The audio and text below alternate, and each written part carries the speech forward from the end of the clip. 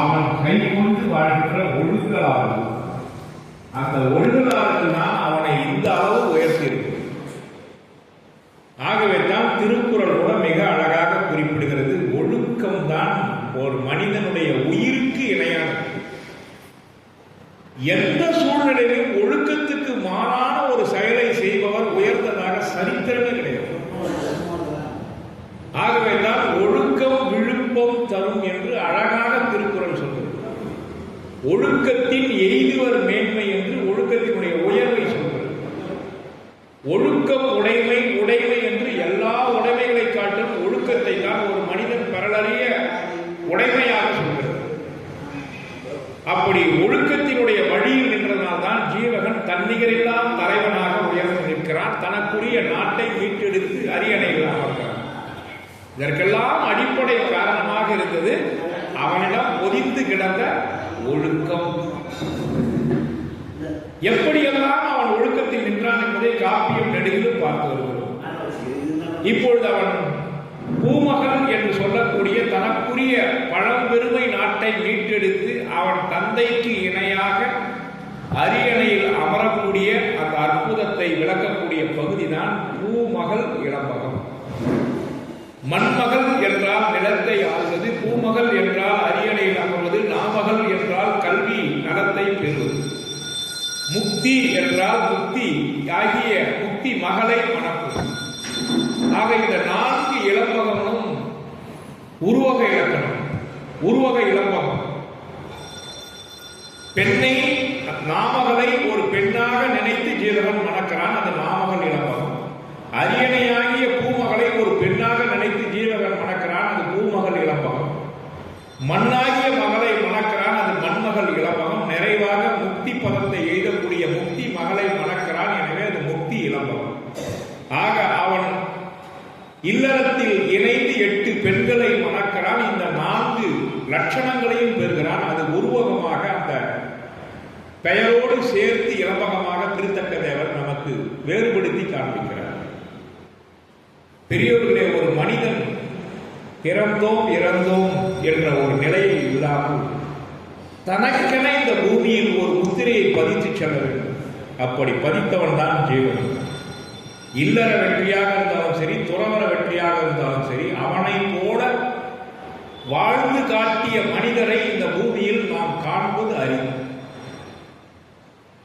அவன் கதையாக இருக்கலாம், காப்பிய தலைவனாக இருக்கலாம். நாம் அந்த கற்பனைக்குள் செல்ல வேண்டாம். ஜீவகன் என்ற ஒருவன் இருந்தானா இந்த பூமியில் என்றெல்லாம் ஆராய்ச்சிக்கு போக வேண்டும். ஆனால் திருத்தக்க தேவர் காண்பித்த ஜீவகன் எப்படி வாழ்ந்தான், எப்படி வளர்ந்தான் என்பதை மனதில் வைத்துக் கொள்ள வேண்டும். அந்த ஜீவகனை நம் கண்முன்னால் நிறுத்தி நமக்கு இடர் ஒரு பொழுது ஜீவகன் இந்த இடத்திலே எப்படி வெற்றி கண்டான், எப்படி ஐம்பொருளை அடக்கி ஆட்சி தன்னுடைய ஆண்மையை வெளிப்படுத்தினான் என்பதை எல்லாம் நான் பொருத்தி பார்த்து நம்முடைய வாழ்க்கையில் உயர்வடைய வேண்டும் என்பதற்காக தான் திருத்தக்க தேவர் இந்த ஒழுக்க காப்பிய தலைவனை நமக்கு கண்முன் நிறுத்துகிறார். அவனை பல படிநிலைகளிலே வளர்த்து கொண்டு செல்லக்கூடியவர். அவனை பார்த்து அவன் திருத்தக்க தேவர் வடித்த ஒரு பாத்திரம்தான் ஜீவகன் என்றாலும் அவனுடைய ஒழுக்கத்தை பார்த்து அவரே அவனை ஜீவக சாமி என்று உயர்த்தி பார்க்கிறார். ஜீவக சாமி என்று அவரே ஒரு துறவரசர். அவருக்கு மேலாக அவர் அணுக வேண்டியது இன்னும் அருக பகவானைத்தான். ஆனால் அந்த பெரும் துறவியே ஜீவகனை ஜீவக சாமி என்று போற்றி புகழ்கிறார் என்று சொன்னால் அந்த காப்பிய தலைவனுடைய உயர்வு, அவனுடைய வாழ்நிலை, அவன் செய்த தவம், அவன் பின்னால் செய்யக்கூடிய தவம், இவை அத்தனையும் இந்த வாழ்க்கையில் நமக்கு ஒரு பாடமாக இருக்கிறது. பெரியோர்களே, மிக சிறிய இளம்பகம் இந்த காப்பியத்தில் இந்த பூமகள் இளம்பகம் தான். அந்த பூமகள் இளம்பகத்தை தேநீர் இடைவெளிக்கு முன்னால் முடித்துவிட்டு அடுத்ததாக அவனுடைய மாமன் மகளாகிய இலக்கணையை மணக்கக்கூடிய அற்புதமான ஒரு இளம்பகம். ஏகப்பட்ட விஷயங்களை உள்ளடக்கிய ஒரு இளம்பகம் இலக்கணையார் இளம்பகம். ஏறக்குறைய தமிழ் இலக்கியங்கள் எதிலுமே அப்படி ஒரு திருமண வர்ணனையை நீங்கள் பார்க்க முடியாது. எப்படி அலங்காரம் செய்வது, எப்படி திருமணத்தை தொடங்குவது, எப்படி திருமணத்தை முடிப்பது, திருமணத்தை தொடங்குவதற்கு முன்னால் அந்த நகரம் எப்படி விழா கோலம் பூணுகிறது, மணமகனை எப்படி அலங்காரம் செய்கிறார்கள், மணமகளை எப்படி அலங்காரம் செய்கிறார்கள் என்பதையெல்லாம்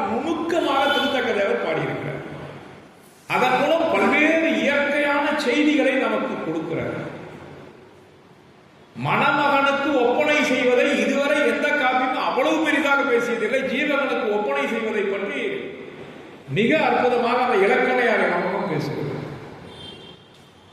நீங்கள் எல்லாம் இப்பொழுது பியூட்டி பார்லர் என்று சொல்லக்கூடிய இடத்திற்கு பெரும்பாலும் பெண்கள் திருமணத்திற்காக செல்வது உண்டு. அப்பொழுது அங்கே புருவம் ஒதுக்குதல் போன்ற ஒப்பனைகள்லாம் உண்டு. இதை 2000 ஆண்டுகளுக்கு முன்னே ஜீவகனுக்கும் செய்திருக்கிறார்கள், இலக்கணைக்கும் செய்திருக்கிறார்கள். திருமணத்திற்கு பிறகு நடக்கக்கூடிய திருமணமாக மயிர்வினை கல்யாணம் என்ற ஒன்றை நடத்தி காண்பிக்கிறார் திருத்தக்கதேவர். ஒரு நாவினன் எப்படியெல்லாம் ஒப்பனை செய்கிறார் என்பதை மிக அழகாக இந்த காப்பியம் குறிப்பிடுகிறது. ஆக இப்படி சிந்தாமணியில் காணக்கூடிய விழுமியங்கள் அத்தனையும் எங்கு நிறைந்திருக்கிறது என்று சொன்னால் இலக்கணையார் இளம்பகத்தில் நிறைந்திருக்கிறது. அதுவே 3 வாரம் முடிக்க முடியுமான்னு தெரியல. எனக்கு மிகப்பெரிய இளம்பகம், அவ்வளவு செய்தி இருக்கு. நான் அதை எடுத்து வச்சுட்டு சிந்தாமணி ஊவேசா பதிப்பு எடுத்து பார்த்தேன். ஒரு 4 பாட்டை 4 மணி நேரமா பார்த்துட்டு மணி 12 ஆயிடுச்சுன்னு எங்கள் வீட்டு அம்மா சொன்னது தான் நான் மணியை பார்த்தேன். அந்த அளவுக்கு செய்திகள் பொதித்து கிடக்கிறது. ஒரு காப்பியம் படிக்கிறோம் என்று சொன்னால் மேலோட்டமாக செல்வது வேறு, அதை ஆழங்கால் பட்டு படிப்பது வேறு. திருத்தக்கதேவர் எதை முன்னிலைப்படுத்தி பாடியிருக்கிறோ அதை தெரிந்து கொண்டு படிப்பதுதான் இதை படிப்பதற்கான ஒரு வழியாக இருக்கும் என்பதை என்னால் முடிந்த வரை நேரத்தையும் கருத்தில் கொண்டு அதில் சொல்லப்பட்டிருக்கக்கூடிய அற்புதங்களையும் உங்களோடு பகிர்ந்து கொள்ளலாம் என்று நினைக்கிறேன். இப்படித்தான் திருத்தக்கதேவர் தொடங்குகிறார். ஜீவகன் ராசமாபுரம் வந்து சேர்கிறான். போர்க்களத்தில் இருந்து அவனுக்குரிய நாட்டினுடைய ஏமாங்கல நாடு, அவனுடைய தலைநகரம் ராசமாபுரம். அந்த ராசமாபுரத்துக்கு ஜீவகன் போர்க்களத்தில் இருந்து வெற்றி திருமகனாக உள்ளே நுழைகிறார். அந்த அற்புதமான சூழ்நிலையில் ஒரு அழகான பாடலை பாடுகிறார். கண்ணாடி அன்ன கடிமார்பன் சிவந்து நீண்ட கண்ணாடி வென்று கலங்கண்டு நியமம் முற்றி கண்ணாடி வண்டு பருங்கமழ் மாலை மூதூர் கண்ணாடி ஆணை அவர் கைத்தொழ சென்று புக்கான் என்று அந்த நகருக்குள்ளே ஜீவகன் வருவதை, ராசமாபுரம் வந்து சேர்ந்ததை இப்படித்தான் குறிப்பிடுகிறார். தனது தந்தையினுடைய நாடான ராசமாபுரத்திற்கு ஜீவகன் எப்படி வருகிறார் என்று சொன்னால், ராசமாபுரத்தின் போரில் வெற்றிகள் பல பெற்ற யானைகளை உரியோர் அவனை கை கூப்பி தொழ அந்த நகரத்திற்குள்ளே வழியே அவனுக்குரிய நாட்டிற்குள்ளே அவன் இத்தனை ஆண்டு காலம் பொறுத்து நுழைகிறான். அந்த மண்ணினுடைய வாரிசாக, அந்த மண்ணை ஆளக்கூடிய மன்னனாக நுழைகிறான். அதான் அற்புதம். தான் யாருமே சொல்ல முடியாத ஒரு சூழல்ல மனித வாழ்க்கை முடியக்கூடிய இடுகாட்டில் பிறந்து இத்தனை ஆண்டு காலம் பொறுத்து அவனுடைய நாட்டிற்கு அவன் உரிமை மகனாக உள்ளே நுழைகிறான். அதைத்தான் கண்ணாடி அன்ன கலிமார்பன் என்று சொல்கிறார். இந்த கண்ணாடி கண்ணாடி கண்ணாடியே போட்டு அந்த பாட்டை முடிச்சிருக்கார். 4 வரியிலும் கண்ணாடி போட்டுறார். 4 கண்ணாடிக்கும் 4 விதமான அர்த்தம். அதான் முக்கியம். 4 கண்ணாடி கண்ணாடி போனது 4 கண்ணாடிக்கும் 4 விதமான பொருள். கண்ணாடினா நமக்கு தெரிஞ்ச ஒரு அர்த்தமா இருக்கும். ஆனா இங்க 4 கண்ணாடிக்கும் 4 விதமான பொருளை கொடுக்கிறார். கண்ணாடியினுடைய இயல்பு உங்க எல்லாருக்கும் தெரிஞ்சுக்கணும். கண்ணாடி என்ன பண்ணணும்? பிரதிபலிக்கும். நாம பார்க்கறத பிரதிபலிக்கும். கையை தூக்க அதுலயும் கை தூக்கிட்டாங்க. கையை கீழே போட்டா கண்ணாடியில கை. ஒரு 15 ஆண்டுகளுக்கு முன்னால போற வழியில கொற்படை பேங்க்னு ஒரு இடம் வச்சிருந்தான், முதலை பண்ணை. அதுல சுத்தி பார்த்தீங்கன்னா அந்த விலங்குகள்லாம் படம்லாம் போட்டுட்டு வந்தோடனே ஒரு டோர் போட்டு மூடியிருந்தான், ஒரு சின்ன பெட்டி. அந்த பெட்டி மேல எழுதியிருக்கிறான், நீங்கள் இதுவரை பார்க்காத விசித்திரமான விலங்கை இந்த கதவை திறந்தால் பார்ப்பீர்கள். இப்படி ஒரு விலங்கை நாம பார்க்கவே இல்லையா அப்படின்னு நினைச்சிட்டு அதுவும் அந்த பொட்டிக்குள்ள வச்சிருக்கிறானே, பார்க்கலான்னு ஆசையா திறந்தா உள்ள கண்ணாடி வச்சிருக்கான். கண்ணாடியில முகம் தெரியுது.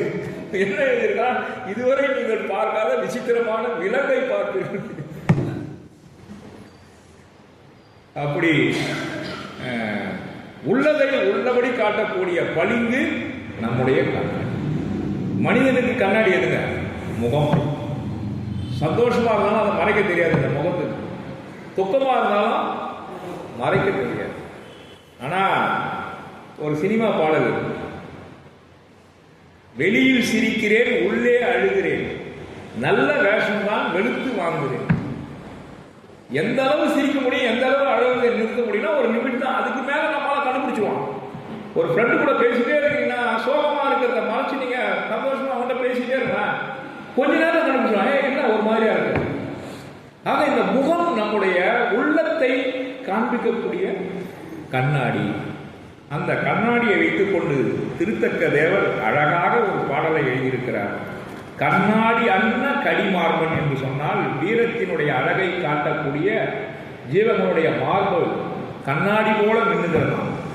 கண்ணாடி அன்ன கடிமார்பன் சிவந்து நீண்ட கண்ணாடி வென்று கலங்கண்டு நியமமுற்றி கண்களாலே போர் வீரர்களுக்கு பயத்தை ஏற்படுத்தக்கூடிய வெற்றியை பெறக்கூடிய மார்பையுடைய ஜீவகன்.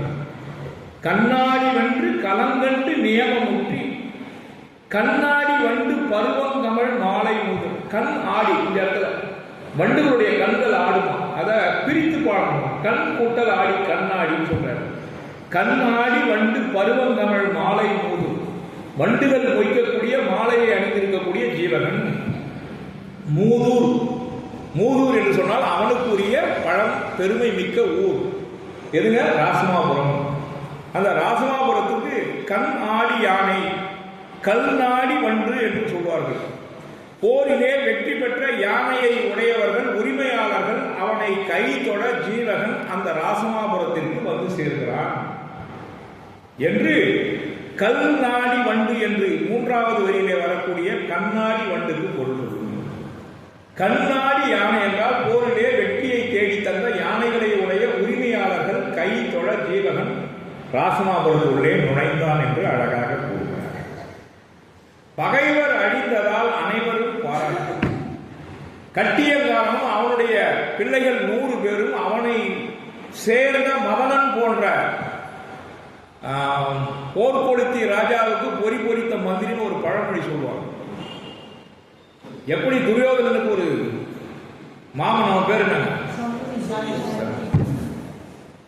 துரியோதனை அழைத்து சென்றதே அவன்தான் இல்லைங்களா? அப்படி மதனன் இவனுக்கு கிடைச்ச ஒரு அற்புதமான மந்திரி, அழிவு விட்டு போனான். யாரும் இவனுக்கு நல்லது சொல்ற மந்திரி யாருமே இல்லை. சச்சந்தனுக்கு நல்லது சொல்லக்கூடிய மந்திரிமார்கள் இருந்தாங்க. எப்பவுமே ஒரு மன்னன் இருந்தா அவனுக்கு நல்லதையும் தீயதையும் தவறாமல் ஒளிவு மறைவு இல்லாமல் பயம் இல்லாமல் எடுத்து கூறக்கூடிய அமைச்சர்கள் இருக்கும். கடிதோச்சி மெல்ல எரிக என்று ஒரு திருக்குறளிலே ஒரு வார்த்தை வருகிறது. ஆக நன்மையும் தீமையும் உரசி பார்த்து உரைகள் போல சொல்லக்கூடியவர்கள் தான் அமைச்சர்கள். ராஜா வெள்ளக்காக்கா பறகுனா இவனும் வெள்ளக்காக்கா பறகுன்னு சொல்லக்கூடாது. இல்ல ராஜா அது கருப்புக்காக, அது நம்பாதீங்கன்னு சொல்லணும். சொன்னா நம்ம பதவி போயிடுவேன். இப்ப இருக்கிற அமைச்சர்கள் யாரும் உண்மையை சொல்றது கிடையாது. பதவியை காப்பாற்றணும்னா ஆமாசாமின்னு சொல்லிட்டு போயிட்டே இருக்க வேண்டியதுதான். ஆனால் சச்சந்தனிடம் இருந்த அமைச்சர்கள் அரசாட்சியை கட்டிங்காரன் நான் ஒப்படைக்க போறேன் என்று சொன்ன உடனே அத்தனை அமைச்சர்களும் அவனை கடிந்து வைத்தார்கள். மந்திர ஆலோசனை அமைச்சர்களோட உட்கார்ந்து ஒரு புதிய விஷயத்தை தொடங்குறோம் அப்படின்னா, இல்ல இந்த செய்தி எப்படி பண்ணலாம், ஒரு ஒரு ப்ராப்ளம் வருதுன்னா அந்த ப்ராப்ளத்தை எப்படி சால்வ் பண்ணணும்னு அமைச்சர்களோட உட்கார்ந்து பேசுறாங்க. அது பேர் மந்திர ஆலோசனை. சச்சந்தர் அரசவையிலே மந்திர ஆலோசனை நடக்குது. ஜீவனுடைய ஆட்சியில மந்திர ஆலோசனை நடக்குது. அவருடைய மாமன் இலக்கணனுடைய கோவிந்தன் தாசனுடைய அரண்மனையிலும் மந்திர ஆலோசனை நடக்குது. இதுல சச்சந்தன் அமைச்சர்கள் சொல்ல கேட்காத மந்திர ஆலோசனை நடக்குது. ஆட்சி ஒப்படைக்காத மந்திரிகள் கூட சொல்றான், அவன் கேட்காம விட்டது. ஜீவனுக்கு மந்திர ஆலோசனை நடக்குது. ஆட்சிக்கு வந்த பிற்பாடு அவனும் அமைச்சர்கள் சொல்ல கேட்க, என்ன சார் அப்பாவும் கேட்கல பிள்ளைங்க கேட்கல. ஆமா, காமத்தை விட்டுடுன்னு சச்சந்தனுக்கு மந்திரிகள் ஆலோசனை சொன்னாங்க. அவன் விடமாட்டேன்னு அழுகி போனான். ஜீவகனை காமத்திலே திரைப்பதற்காக அரசாட்சியிலே உட்கார வைப்பதற்காக அவனுக்கு சோலை நபர்வை ஏற்படுத்தி 8 பெண்களையும் மனைவிமார்களை அழைத்து அவனுக்கு காமத்தை ஊட்டுவதற்காக அந்த மந்திர ஆலோசனை நடக்குது. அந்த மந்திரிமார்கள் சொல்ல ஜீவகன் கேட்காமல் பேரின்பத்திற்கு துறவு நிலைக்கு சொல்கிறார். சச்சந்தனுக்கு காமத்தை விட்டுவிடும்படி மந்திர ஆலோசனை, ஜீவகனுக்கு காமத்தில் திளைக்க மந்திர ஆலோசனை. ஜீவகனும் கேட்கவில்லை, சச்சந்தனும் கேட்கவில்லை. ஜீவகன் போனது துறவு நிலைக்கு, சச்சந்தன் காமத்திலே அழிந்து கொண்டார். இப்ப நமக்கு மந்திரிங்க யாரு? இல்லறத்தில் இருக்கிறவங்களும் மந்திரி யாரு? அதான் சார். ஆமா. அப்ப நமக்கு மந்திரியாக இருக்கிறவர்கள் நம்முடைய மனைவி. அப்ப அவங்க சொல்லி நாம மதித்து நடக்கணும். நாங்க தான் சார் அவங்க சொல்றோம் நடக்கிறோம். ரைட். எனவே இந்த திருக்குறள்ல ஒரு ஓமை சொல்லுவாங்க. முதல் அடி கணவனாகும், இரண்டாவது அடி மனைவியாக. திருக்குறளுடைய அமைப்பு பாருங்க. 2 அடி. அதுல முதல் அடி கணவனாகும், இரண்டாவது அடி மனைவியாகும். கணவன் நினைக்கிறத மனைவி நானும் அவதாங்க நினைச்சேன்னு சொல்லிட்டாங்கன்னா அவரோட சந்தோஷம் இல்லைங்களா? அப்படி அமைகிற வாழ்க்கை இதிலே வருது, சிந்தாமணியில் வருது. ஒருவனுக்கு ஒருத்தி போல் வாழணும்னு சொல்லியிருக்கு. அதான் நிறைந்த வாழ்க்கை. என்ன சார் 8 பேரும் அந்த ஜீவகனை வச்சுக்கிட்டு இந்த காப்பி எப்படி அதை சொல்லலாம் அப்படின்னா, ஒருவனுக்கு ஒருத்தி சிந்தாமணி எப்படி சொல்றதுன்னு கேட்டீங்கன்னா, அரசன் என்ன நினைக்கிறானோ அதை மக்களும் நினைக்கணும். அரசன் எதை நன்மை என்று நினைக்கிறானோ அதை மக்களும் ஏற்றுக்கொள்ளணும். அப்படி அரசனை கணவனாகவும் மக்கள் மனைவியுமாக வாழக்கூடிய ஒரு அமைப்பு ஆட்சி செய்யக்கூடிய ஆட்சியாளர்களிடம் இருக்கணும்னு, ஒருவனுக்கு ஒருத்தியாக நீ ஆட்சி செய்யணும் ஜீவகன் தன்னுடைய மகன் சச்சந்தனுக்கு ஆட்சி கொடுக்கும்போது அறிவுறுத்துறார். எவ்வளவு அழகான இடம் பாருங்க.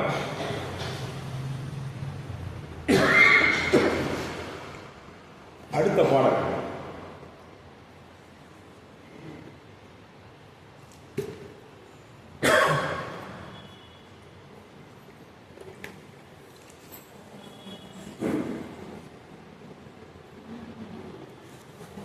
கூடார் புலியும் முளை கோடரி ஏறும் அண்ணன். கூடார் புலினா கூட்டிலே அடைக்கப்பட்ட வேங்கைகள், குகையில் வாழக்கூடிய சிங்கம், அதுவும் ஆண் சிங்கம் போன்ற பகைவர்கள் அழிந்தனர். அப்போ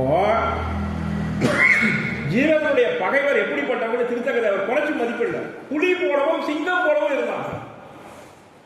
அதுவும் பிடரி மயிரை உடைய சிங்கம், அதுவும் ஆண் சிங்கம், குகையில் வாழக்கூடிய சிங்கம், புலி, மரிப்புலி போன்றவர்கள். அப்படிப்பட்ட எதிரிகளையும் ஜீவகன் அழித்து விட்டு தன்னுடைய நாட்டை கைப்பற்றினான். கூடார் மெலிய கொடைவேல் நினைத்தானை ஏந்தி கூடார மாலை குவிமென்முளை கோதை நல்லார் கூடாரமாட மயில் போட குழியினரே. அந்த உயர்ந்த மாடங்களில் மேலும் மயில் கூட்டம் திரண்டது போல அனைவரும் ஜீவகனை பார்க்க குழுவினர். ஜீவன் முதல்ல உள்ள வரான். அவனை பார்ப்பதற்கு பெண்கள் அத்தனை பேரும் மயில் கூட்டம் போல ஜீவனை காண குழுவினர். பேதை பெருமை மங்கை மடந்தை அறிவை தெரிவை பேரிடம் பெண் என்று சொல்லக்கூடிய 7 வகை மகளிரும் ஜீவகனை பார்ப்பதற்காக அந்த அரண்மனைக்குள்ளே மயில் கூட்டம் போல வந்து சேர்ந்தனர் என்று சொல்கிறார். அடுத்த பாட்டு தாங்க ரொம்ப அற்புதமான பாட்டு. மாலை மாலை மாலைனே 4 மாலையை சொல்றாரு. 4 மாலைக்கு 4 விதமான அர்த்தம்.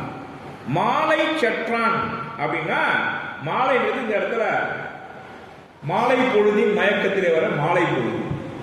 மாலையில தான் அவங்க அத்தனை பேரையும் காலி பண்ணாங்க போர்க்களத்தில். மாலை செற்றான் மக்களோடு எல்லாம் அப்படின்னா அர்த்தம். கட்டிக்காரன் தன்னுடைய 100 பிள்ளைகளோடு மாண்டான். எங்க? போர்க்களத்தில். எப்பொழுது? அது மாலையில், மாலை பொழுது.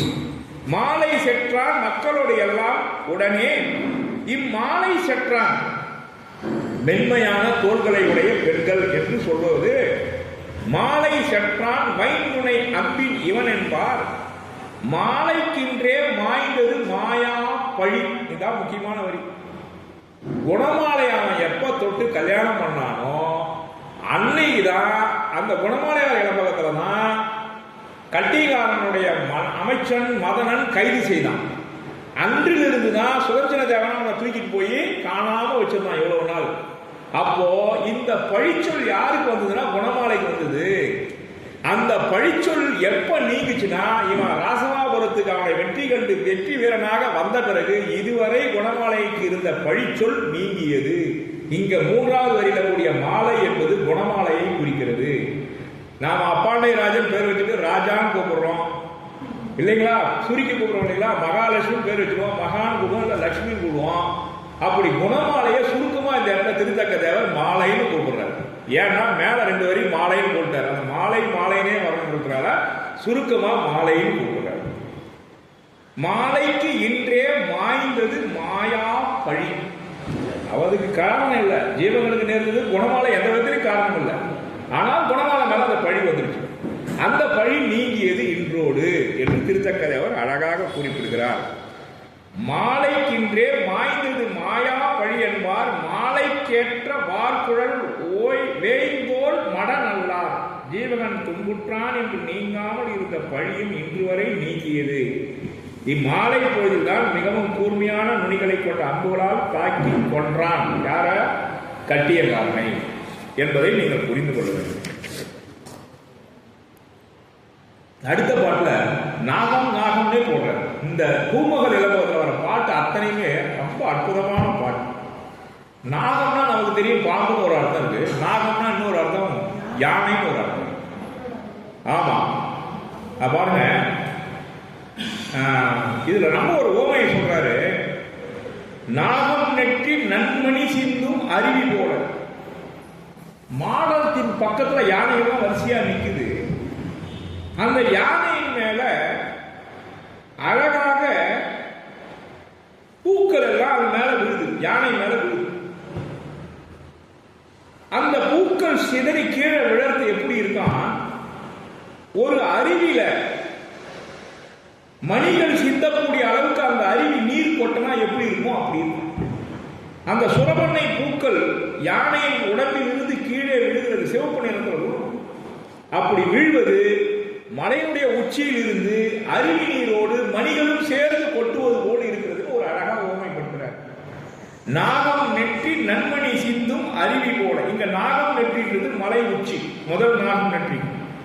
இரண்டாவது நாகம் நெற்றி நன்மணியோடை நரவினும் மணிகள் சிந்துவது. அதற்கு அடுத்தது நாகம் நெற்றி நன்மலர் சிந்தி, யானையினுடைய முதுகில் இருந்து நன்மலர் சிந்தி என்பது சுரமுனை மலர்கள் அதன் மேல் பட்டு கீழே விழுவது எப்படி இருக்கிறது என்று சொன்னால், தேவலோகத்தில் பெண்கள் பூமாரி பொழிந்தால் எப்படி இருக்குமோ அப்படி ஜீவகனுக்கு பூமாரி பொழிகிறார்கள் என்று அழகான ஓமைகள் எல்லாம் தொகுத்து இங்கே நாகம் நாகம் நாகம் என்று அழகாக குறிப்பிடுகிறார். யானைக்கு மாலையும் சுரமுன்னை மலருக்கு அருவியும் ஓமையாக திருத்தக்கதேவர் பாடி முடிக்கிறார். அடுத்தது பார்த்தீங்கன்னா, இப்போ நம்ம பொங்கல் வருது, புது துணி எடுப்போம். அதுக்கு கோடி ஒரு பெயர் வச்சிருந்தோம் இல்லைங்களா, கோடி துணின்னு பேர். அப்போ கோடின்னு ஏன் சார் பெயர் வைக்கிறாங்க? அதுக்கு மட்டும் புது துணின்னு சொல்லியிருக்காங்க இல்லையா, கோடி துணின்னு ஏன் பெயர் வைக்கிறாங்க? அதுக்கு ஏதாவது அர்த்தம் இல்லையா? யாருக்காவது தெரியுங்களா? இந்த பாட்டில் வருதுங்க, கோடி பட்டுன்னு வருது. கோடி பட்டு என்றால் ஒண்ணு இல்ல, புதிய பட்டு. அப்ப புதிய துணிக்கு கோடி துணின்னு பெயர். அதான் நம்ம வழக்கத்தில் பயன்படுத்தும். அதை இங்க அழகா திருத்தக்கதேவர் சொல்றாரு. இப்போ ராசனாபுரத்தை அழகுபடுத்துறாங்க. எப்படிலாம் அந்த நகரத்தை அழகுபடுத்துறாங்க? இன்றைக்கு நடக்கிற கல்யாணத்தை பாருங்க, அன்றைக்கு நடந்த திருமணத்துல 1000ல் ஒரு பொண்ணு இன்றைக்கு நடந்தது. அழகா வாயில் புறத்துல வண்ண வண்ண துணிகளால் அலங்காரம் பண்ணுவோம். கட்சிக்கார கல்யாணமாக இருந்தால் நெடுக்க கொடி கட்டுவான். வாழை மரத்தையும் பாக்கு மரத்தையும் தென்னை மரத்தையும் நடுவான். அது போலவே அன்று ராசனாபுரம் அலங்காரம் செய்யப்பட்டிருக்கு. அதோட இல்லாம முத்தும் சங்கும் கண்ணாடியும் அங்கங்க அழகு வச்சிருக்காங்க. தூபம் போடுற தூப குளங்கள் இருக்குது. வாசனை எங்க பார்த்தோம். இன்னும் சொல்றாங்கன்னா, இந்த லிப்ஸ்டிக் ஐட்டம், வாசனை திரவியங்கள் ஐட்டம் ஸ்டால் போட்டு வச்சிருக்கான் சார். வரவங்க பூசிக்கிட்டு அலங்கார பொருட்கள் வச்சிருக்கான், புதிய துணிகள் வச்சிருக்கான், புதிய ஆபரணங்கள் வச்சிருக்கான், என்னென்ன வேணுமோ வச்சிருக்கான். அது மட்டும் இல்லை சார், என்ன வரவங்களுக்கு இப்போ கல்யாணத்தில் பார்த்தீங்கன்னா, விஐபி கல்யாணத்தில் உள்ள நுழைஞ்சே ஜூஸ் கொடுக்குறாங்க இல்லைங்களா, அது போல அங்க அழகா ஜூஸ் கொடுத்துருக்கான், முக்கணிகள் கொடுத்துருக்கான், இளநீர் வெட்டி கொடுத்துக்கிட்டே இருந்திருக்கான், பால் கொடுத்துக்கிட்டே இருந்திருக்கான். இதெல்லாம் அந்த காலத்தில் கல்யாணத்துக்கு வர விருந்தாளிகளுக்கு ஏற்பாடு செய்திருக்கான். அது போல இங்கு ராசனாபுரத்தை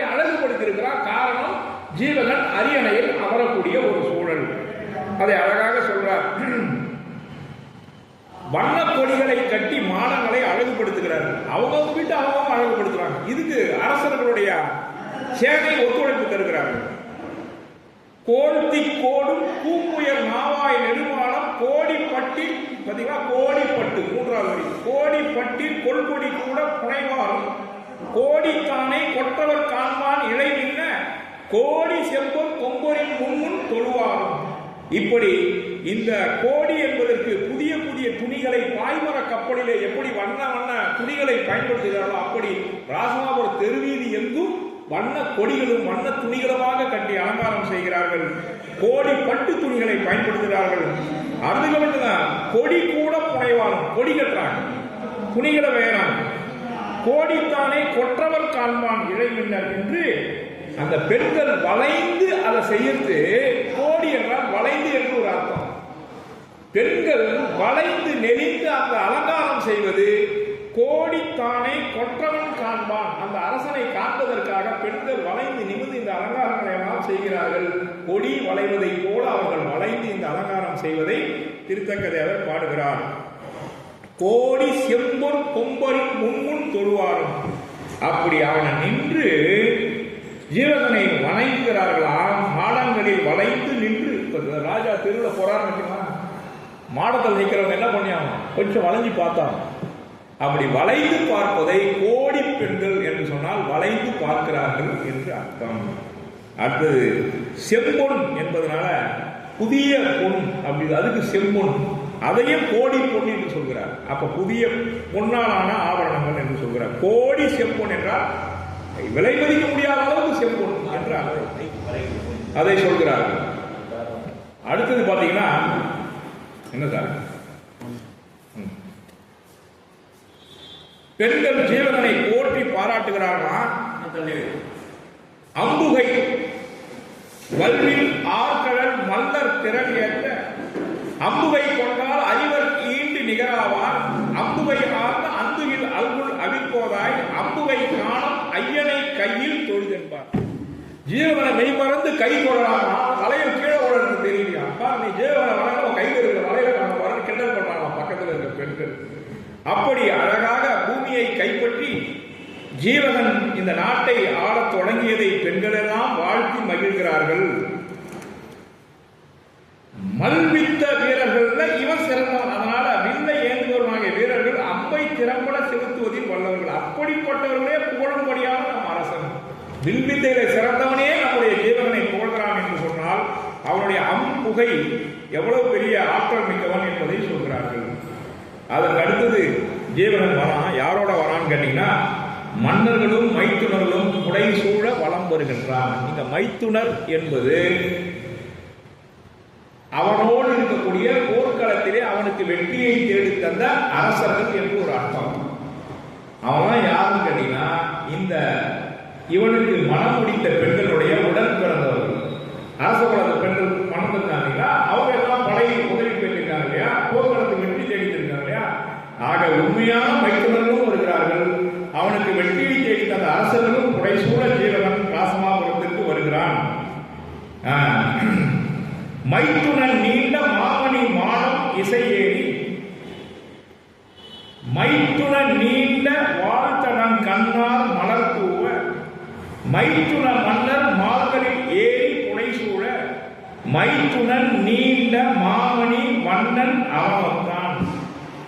மாமணி வண்ணன் கடைசி வரையில் வருவார் அப்படின்னா திருமால். திருமாலுக்கு இணையான அழகு வெற்றியம் பொருந்தியவன் மாமணி வண்ணன்.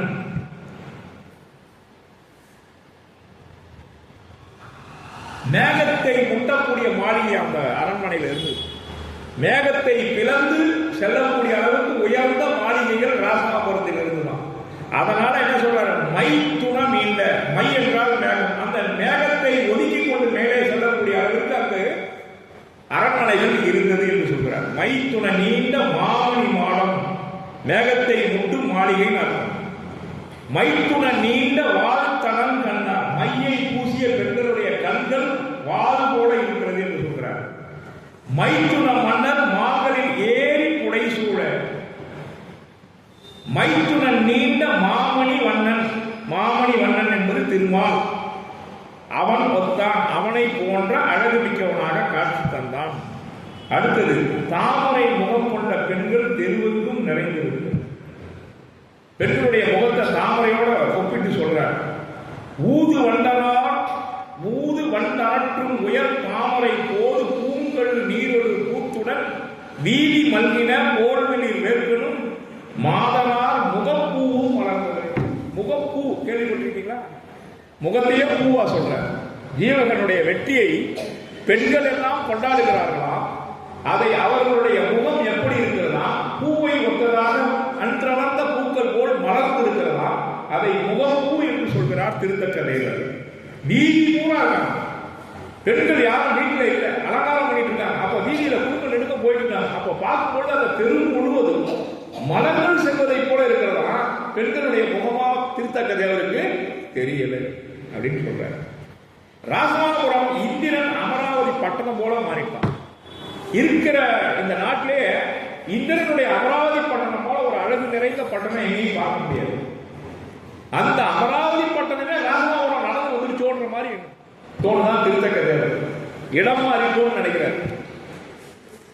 வீணை வித்தகன் வேறொரு நீங்கு தோல். இங்க வீணை வித்தகன் ரெண்டு அர்த்தம் இருக்கு. வீணையில் வல்லவன் ஜீவகன், பகைவரை வெல்வதில் ஜீவகன் வல்லவன். வீணை வித்தகன் வேந்தடு வீங்கு தோல். பகைமலருடைய வென்ற திரண்ட தோள்களை பெற்றிருந்த வீணையில் வல்லவனாகிய ஜீவகன் என்று அர்த்தம். ஜீவகனுடைய பேரழகை கண்டு மகிழும் மகளிர் ஒளி வீசுகின்ற அவர்கள் அணிந்த அணிகலன்களையும் மாலையும் பொன்னாவரணங்கள் அணிந்த செல்வ செழுமையும் கண்டு புதுப்பொழிவு பெற்ற ராமநாதபுரம் தேவலோகத்து இந்திரனது பட்டணம் போல காட்சியளிக்கிறது என்று குறிப்பிடுகிறார். அமராவதி பேர் வைக்கிறார். அமராவதி பெண்களுக்கு பார்த்துருக்கீங்களா? அப்ப அமராவதினா என்ன அர்த்தம்? இந்திரனுடைய பட்டணத்துக்கு பெயரு அமராவதி. அவங்க நினைப்பு அந்த மாதிரி எப்பவுமே உள்ளுவதெல்லாம் உயர்வுகள், மற்றது தள்ளினும் தள்ளாமை நீர் என்று திருக்குறளை சொல்லியிருக்க மாதிரி நினைவு நல்லது. பாரதிய சொன்னா பெரிதும் பெரிது. அப்படி பெயர் வைக்கும் பொழுது துரை ராசா அப்படின்னு ஏன் பேர் வைக்கிறாங்கன்னா, வெள்ளக்கார துரை போல இந்த புள்ள இருக்கணும்னு ஆசைப்பட்டு அப்படி வச்சுட்டாங்க இல்லைங்களா? அப்படி திருமால் முருகன் ஏன் பெயர் வைக்கிறாங்கன்னா, அப்படி உயர்வா இருக்கணும் நம்ம குழந்தை நினைச்சு அப்படி வைக்கிறாங்க. அப்படி அமராவதியின் பெயர் வைக்கிறதுக்கு அதான் காரணம். அந்த அமராவதி பட்டணத்துக்கு நான் ஒன்று சொல்றேன். வீட்டிற்கு வருமானம் எப்படி இருக்கணுமா? கிணற்றுல பல இடங்கள்ல ஊற்று வருது பார்த்தீங்களா? அப்படி வருவாய் பல மாதிரி நம்ம குடும்பத்துக்கு வரணும். அதை தோற்றுவிக்கணுமா? குடும்பத்தை நடத்தக்கூடிய ஆண்களுடைய பணி பலவிதமான வருவாய்களுக்கு தோற்றுவிக்கக்கூடிய இடமாக நம்முடைய குடும்பத்தை மாற்றணும். இப்ப நான் ஒரு வாத்தியாரா இருக்கேன், ஒற்றை சம்பளத்தை வச்சுக்கிட்டு எனக்கு கொடுக்குற சம்பளம் எவ்வளவா இருந்தாலும் எடுத்து மனைவி எடுத்து அது இன்றைக்கு காலத்துக்கு பத்தாது. அப்ப நீங்க ஒரு பணிக்கு போறீங்க, அந்த சம்பளம் மட்டும் போதாது. அப்ப கூடுதலா பொருள் தேடக்கூடிய முயற்சியும் உழைப்பும் ஒரு மனிதனிடம் இருக்கணும். அப்படி குடும்பத்திற்கு பலவிதமான வருவாய்களை தோற்றுவிக்கக்கூடிய அளவிற்கு நாம் நம்மை ஊக்கமுடையவராக, முயற்சி உடையவராக, நம்முடைய திறமையால் வளர்த்துக் கொள்ள வேண்டும் என்பதை சொல்கிறார். அதுதான் இன்னொரு இடத்துல என்ன சொல்றாரு கேட்டீங்கன்னா, திருக்குறள்ல 1330 அருங்குறள்ல ஒரு குறள் மட்டும் மனிதனை கட்டி போட்டு கட்டளையிடுகிறது. மனிதனா பிறந்தவன் பணத்தை தேட வேண்டும். என்ன சார், அறத்தை தேடணும்னு இப்பதான சொல்லிக்கணும். அதுக்குள்ள கட்சி மாதிரி பொருளை தேடணும்னு சொல்றீங்க. இப்ப நாங்க பொருளை தேடணும், அறத்தை தேடணும். தருண் சாகர் கசப்பான உண்மைகள்ல சொல்லியிருக்கார். நான் ஒருபோதும் பணத்தை கையில் ஒட்டி கொள்ளக்கூடிய கருப்பு மை என்று சொல்ல மாட்டேன். பணம் தேவை, இல்லறத்தானுக்கு பணம் தேவை. அதைத்தான் திருக்குறள் அழகாக ஒரு குறளிலே சொல்கிறது. 1330 குறளை காட்டிலும் இந்த குறள் வித்தியாசமான குறள். என்ன குறள் என்று சொன்னால், செய்க பொருளை. முதல்ல போய் பணத்தை தேடு. உபதேசம், தானம், தர்மம்லாம் அப்புறம். முதல்ல பணத்தை தேடு. பணம் இல்லாதவன் பணம் தேடுவது முதல்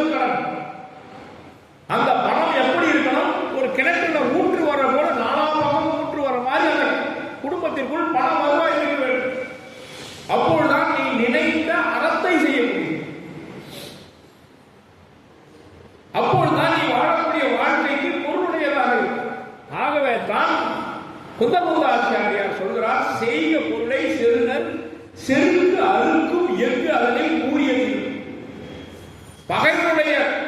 பகையை அறுக்கக்கூடிய கூர்மையான ஆயுதம் எது என்று சொன்னால் நீ தேடக்கூடிய பணம். பணத்தை தேடினா அவன் அங்க இருந்தே பயப்படுவான், நம்மகிட்ட சண்டைக்கே வரணும். அவங்ககிட்ட பணம் இருப்பா, பணத்தால் அடிச்சிருவாப்பா, அவங்ககிட்ட வம்பு வச்சுக்கூடாது.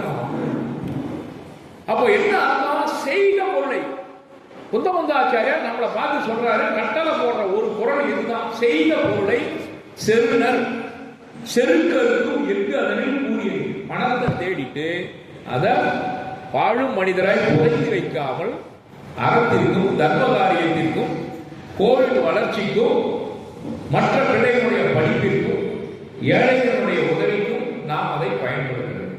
அதற்கெல்லாம் என்ன தேவை? பணம் தேவை. ஆகவே பணத்தை தேடுங்கள் என்று செய்த பொருளை என்று சொல்லக்கூடிய பொருளாதாரத்தினுடைய பொருளை தான் நான் இங்கே சொல்கிறேன். அந்த ஏன் சொல்றேன்னா, அமராவதி பட்டணம் பல புதிய வருவாய்களை உடைய ஒரு அற்புதமான நகரமாக இருக்கிறது. தேவன் சொல்ற புதிய வருவாயுடைய நகரமாக. எந்த நகரத்தில் அப்படி சொல்றது?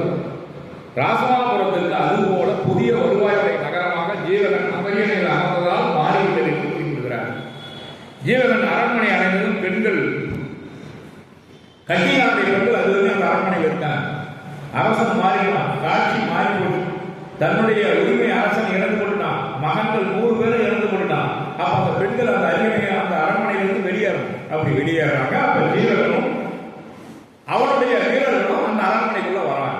இப்போ கட்டியாருடைய பெண்கள் வெளியே போறாங்க, ஜீவனுடைய ஆட்களும் ஜீவகனும் உள்ள வராங்க, எதிர சந்திக்கிறாங்க. அந்த காட்சியை சொல்றார் திருத்தக்கதேவர். தேவை கற்பகத்தாரவன் சேர்தலும் பூம்பை கோதை புரிசை குழாம் நலம் ஓப்பு திங்கள் உணர்ந்து சுடற்கண்ட ஆம்பலாய் மலர்காட தழிந்ததே. அந்த பெண்கள் கட்டியாருடைய உரிமை மகளிருடைய முகம் எப்படி ஆகிவிட்டது என்று சொன்னால், இரவிலே பூக்கக்கூடிய மலர் அது சூரியனுடைய வெப்பத்தை தாங்காமல் எப்படி கருகிவிட்டதோ அப்படி கருகி போய். அப்போ நிலவு யாரு? சூரியன் யாரு? நிலவு கட்டியக்காரன், ஜீவகன் சூரியன். சூரியனுடைய கதிர்கள் வந்ததனால் இதுவரை இரவில் பூத்து அன்றளந்த பூக்களாக இருந்த கட்டினாருடைய மனைவிமார்கள் ஜீவனுடைய வரவால் கருகிவிட்டார்கள். அப்போ முகம் வருத்தம் அடைந்தது.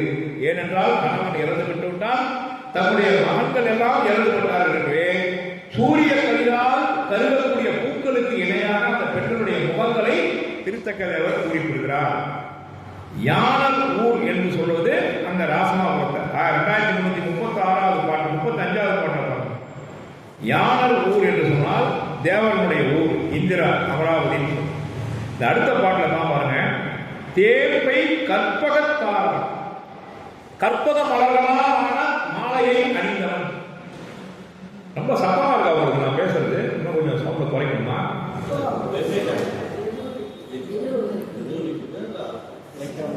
லைட்டா குறைச்சிருக்கு. ஏன்னா சவுண்டு அதிகமா இருந்தாலும் உங்களுக்கு இரிட்டேட்டா இருக்கு. மைக்கு நான் கிட்ட பேச வேண்டியதுங்க, அதனால கொஞ்சம் நான் தள்ளி வச்சுக்கிறேன்.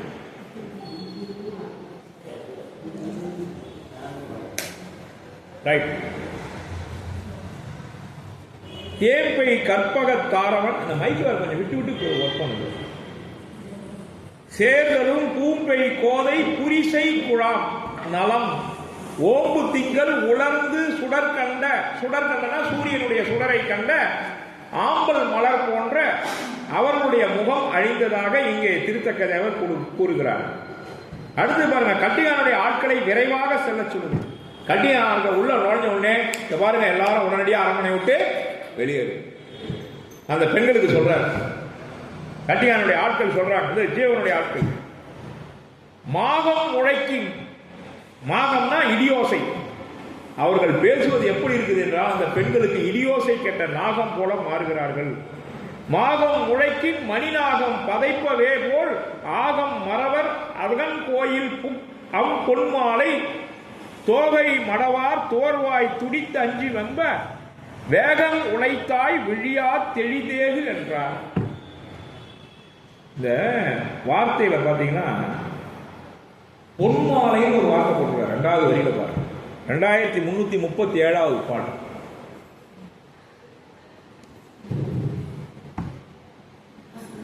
மாலை பொழுது வந்து இந்த துக்க இடத்திலையும் அந்த மாலை பொழுது பொன்மாலை பொழுதுன்னு சொல்றாரு. இந்த வார்த்தை எடுத்துக்கிட்டா வைரமுத்து முதல் வார்த்தையா போட்டார். இது ஒரு பொன்மாலை பொழுது வானமகள் இல்லைங்களா? அவன் அழகா போட்டான் பாருங்க. நாணுகிறாள் வேறு உடை பூணுகிறாள். எவ்வளவு இலக்கியமான வார்த்தைகள் வைரமுத்தினுடைய வார்த்தைகள். நாணமகள் எவ்வளவு அழகா. வானமகள் நாணுகிறாளாம் வேறு உடை பூணுகிறாளாம்.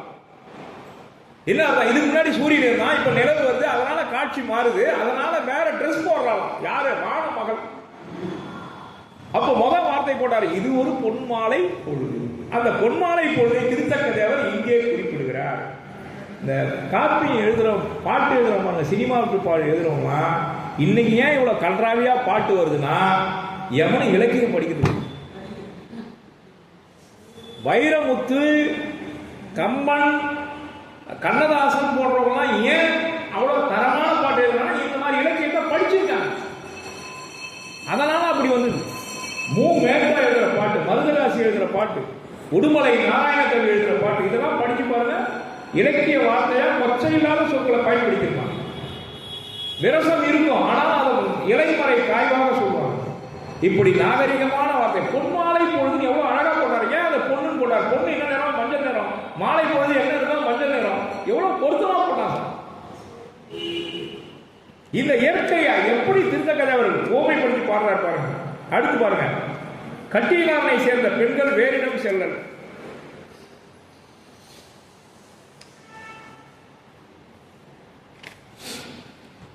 செய்பாவை அன்னார். செய்பாவைனா அவங்க ஓவியம் போல பெண்களுடைய அழகை சொல்றார். கட்டிகாரனுடைய பெண்கள் மனைவிமார்கள் அவனுடைய அழகை சொல்றார். செய்பாவை அன்னார். பாவையை போல அழகான பெண் உருவங்களாக அவர்கள் காட்சி தருகிறார்கள். சிலம்பார்க்கும் மென் சீரடியார். அவங்களும் அப்படிதான் சீரடி உடையவர்களாக இருக்கிறார்கள். செய்பூன் தவிசின் மிசையல்லாது சேரவில்லார். அவனுடைய அந்த வண்ணச்சீரடி மண்மகள் அறிந்திலன்னு சிலம்பல சொல்றாரு இல்லைங்களா? அப்படி கட்டிகாரனுடைய மனைவிமார்களும் மண்மகள் அறிந்தில்லாத வண்ணச்சீரடியை உடையவர்கள் என்று சொல்கிறார்.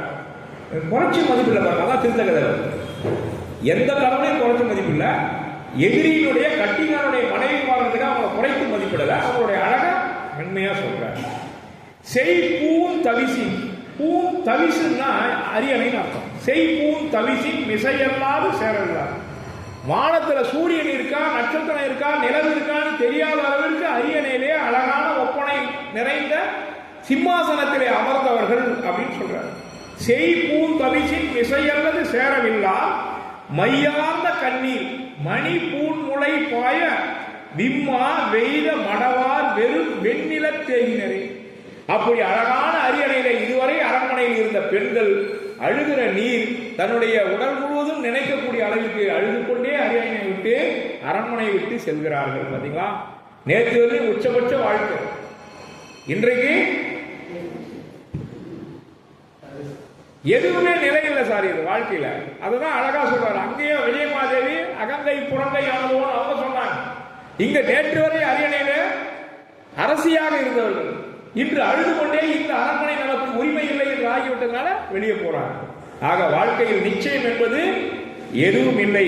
நிலையாமையை சொல்கிறார் என்ற திருத்தக்க தேவர். வெறும் தரையில் மெல்லிய கால்கள் பட்டு புண்ணாயினும். கால் தரையில பட்டதுனால புண்ணாயிட்டான். அவ்வளவு மென்மையான பாதங்களை உடைய கட்டிகாரனுடைய மனைவிமார்கள். அந்த பாதம் தரையில பட்டதுனால எப்படி உணர்ந்தாங்கன்னா, நெருப்பு மேல காலை வச்சா எப்படி சுடுமோ அப்படி சுடுதான் அவங்களுக்கு தரையில காலை வைக்கிறது. திருத்தக்க தேவர் ஏன் சார் இவ்வளவு அழகா ஓமைப்படுத்தி போறாரு அந்த பெண்களை? என்ன இருந்தாலும் ராசமாபுரத்து அரசன் அவனுடைய பட்டத்து ராணிகள் சிறந்தவர்களாக இருப்பார்கள் என்றதுனால்தான் அப்படி சொல்லிட்டு போறாரு. நெருப்புற்ற போல நிலமோந்து குழி செய்யவாகி பருக்கென்ற கோல மரப்பல் பழம். இந்த வார்த்தை ரொம்ப முக்கியமான வார்த்தைங்க. மரப்பல் பழம் போன்று கொப்புள். கால் பட்டதுனால, பூமியில பட்டதுனால கொப்புளம் வந்துருக்கான். அந்த கொப்புளம் சிவப்பு நிறத்தில் இருக்கான். அது இலவம் பஞ்சி மெத்தை போன்று இருக்கான்.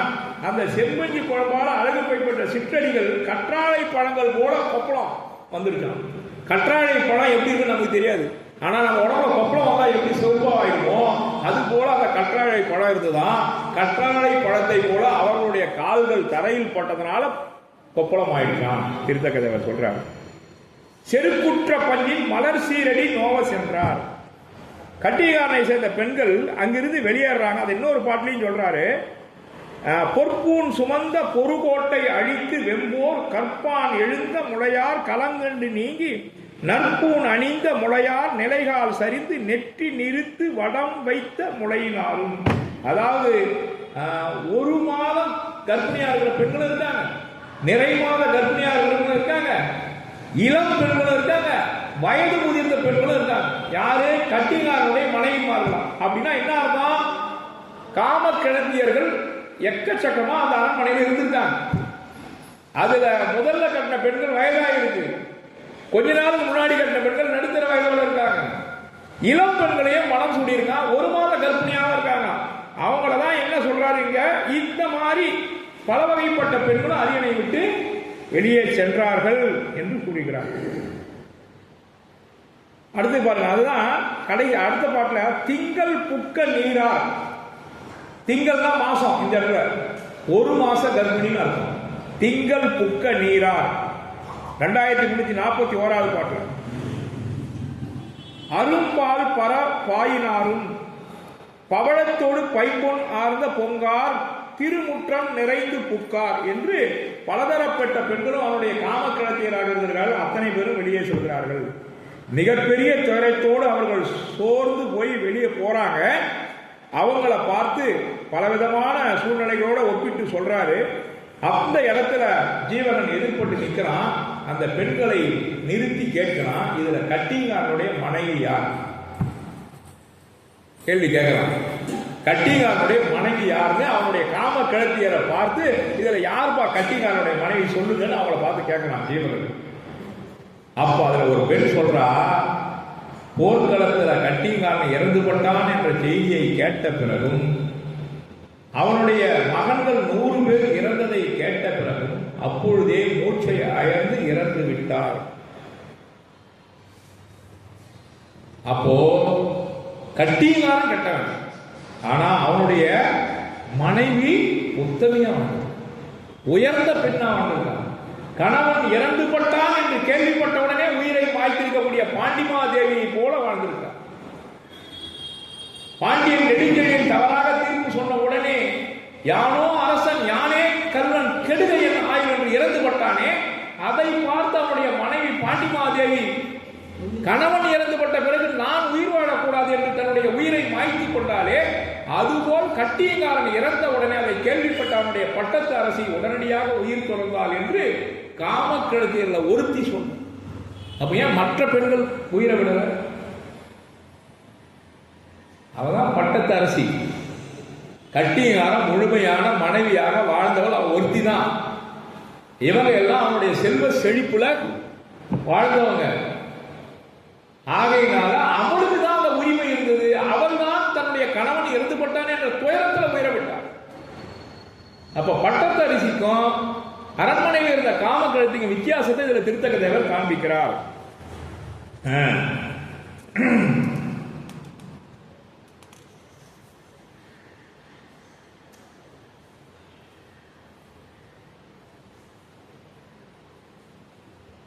கருடனிட்ட மாட்டின பாம்பு தப்பிச்சிருக்கா இதுவரையும்? இல்ல. கருடனிடம் அகப்பட்ட பாம்பு, கருடனிடம் அகப்பட்ட பாம்பு போல கட்டியங்காரன் இறந்து பட்டான் ஜீவகனிடம் அகப்பட்ட பிறகு என்பதை இங்கே ஓமைப்படுத்துகிறார். உய்யாவன நீருடன்று உள்ளம் உருகல் வேண்டா, மையா அனல் மணிநாகம் கலுடன் வாய்ப்பட்டு. இந்த ரொம்ப அழகான பாட்டு இது. ஐவாய் அரவின் அவிராளன் போன்று 5 தல பாம்பு பணம் எடுத்து விஷத்தை கக்கணும் முடிவு பண்ணதுனால அதுகிட்ட இருந்து தப்பிக்கிறது முடியாது. அப்படி எனக்கு கட்டியங்காரனை பார்த்த பிறகு 5 தலை நாகமாக நான் படம் எடுத்து விஷத்தை கக்க தொடங்கினேன்.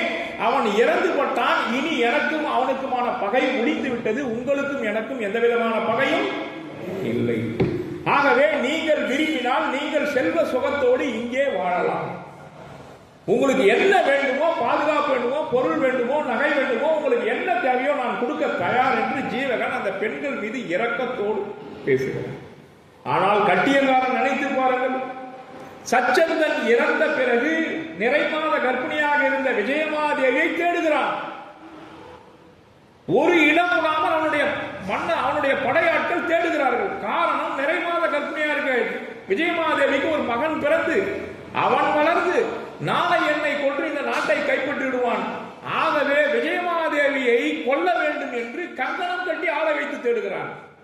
ஆனால் ஜீவகன், எனக்கு பகை அவனோடு முடிந்து விட்டது, உங்களுக்கும் எனக்கும் பகை இல்லை என்று உத்தம புருஷனாக நிற்கிறான். இந்த இடத்தில் தான் ஜீவகன் உயர்ந்து நிற்கிறான். திருத்தக்க தேவர் எந்த இடத்திலும் ஜீவகனை குறைத்து மதிப்பிடாமல் உயர்ந்த லட்சணங்கள் பொருந்தியவனாக உயர்த்தி காண்பிக்கிறார்.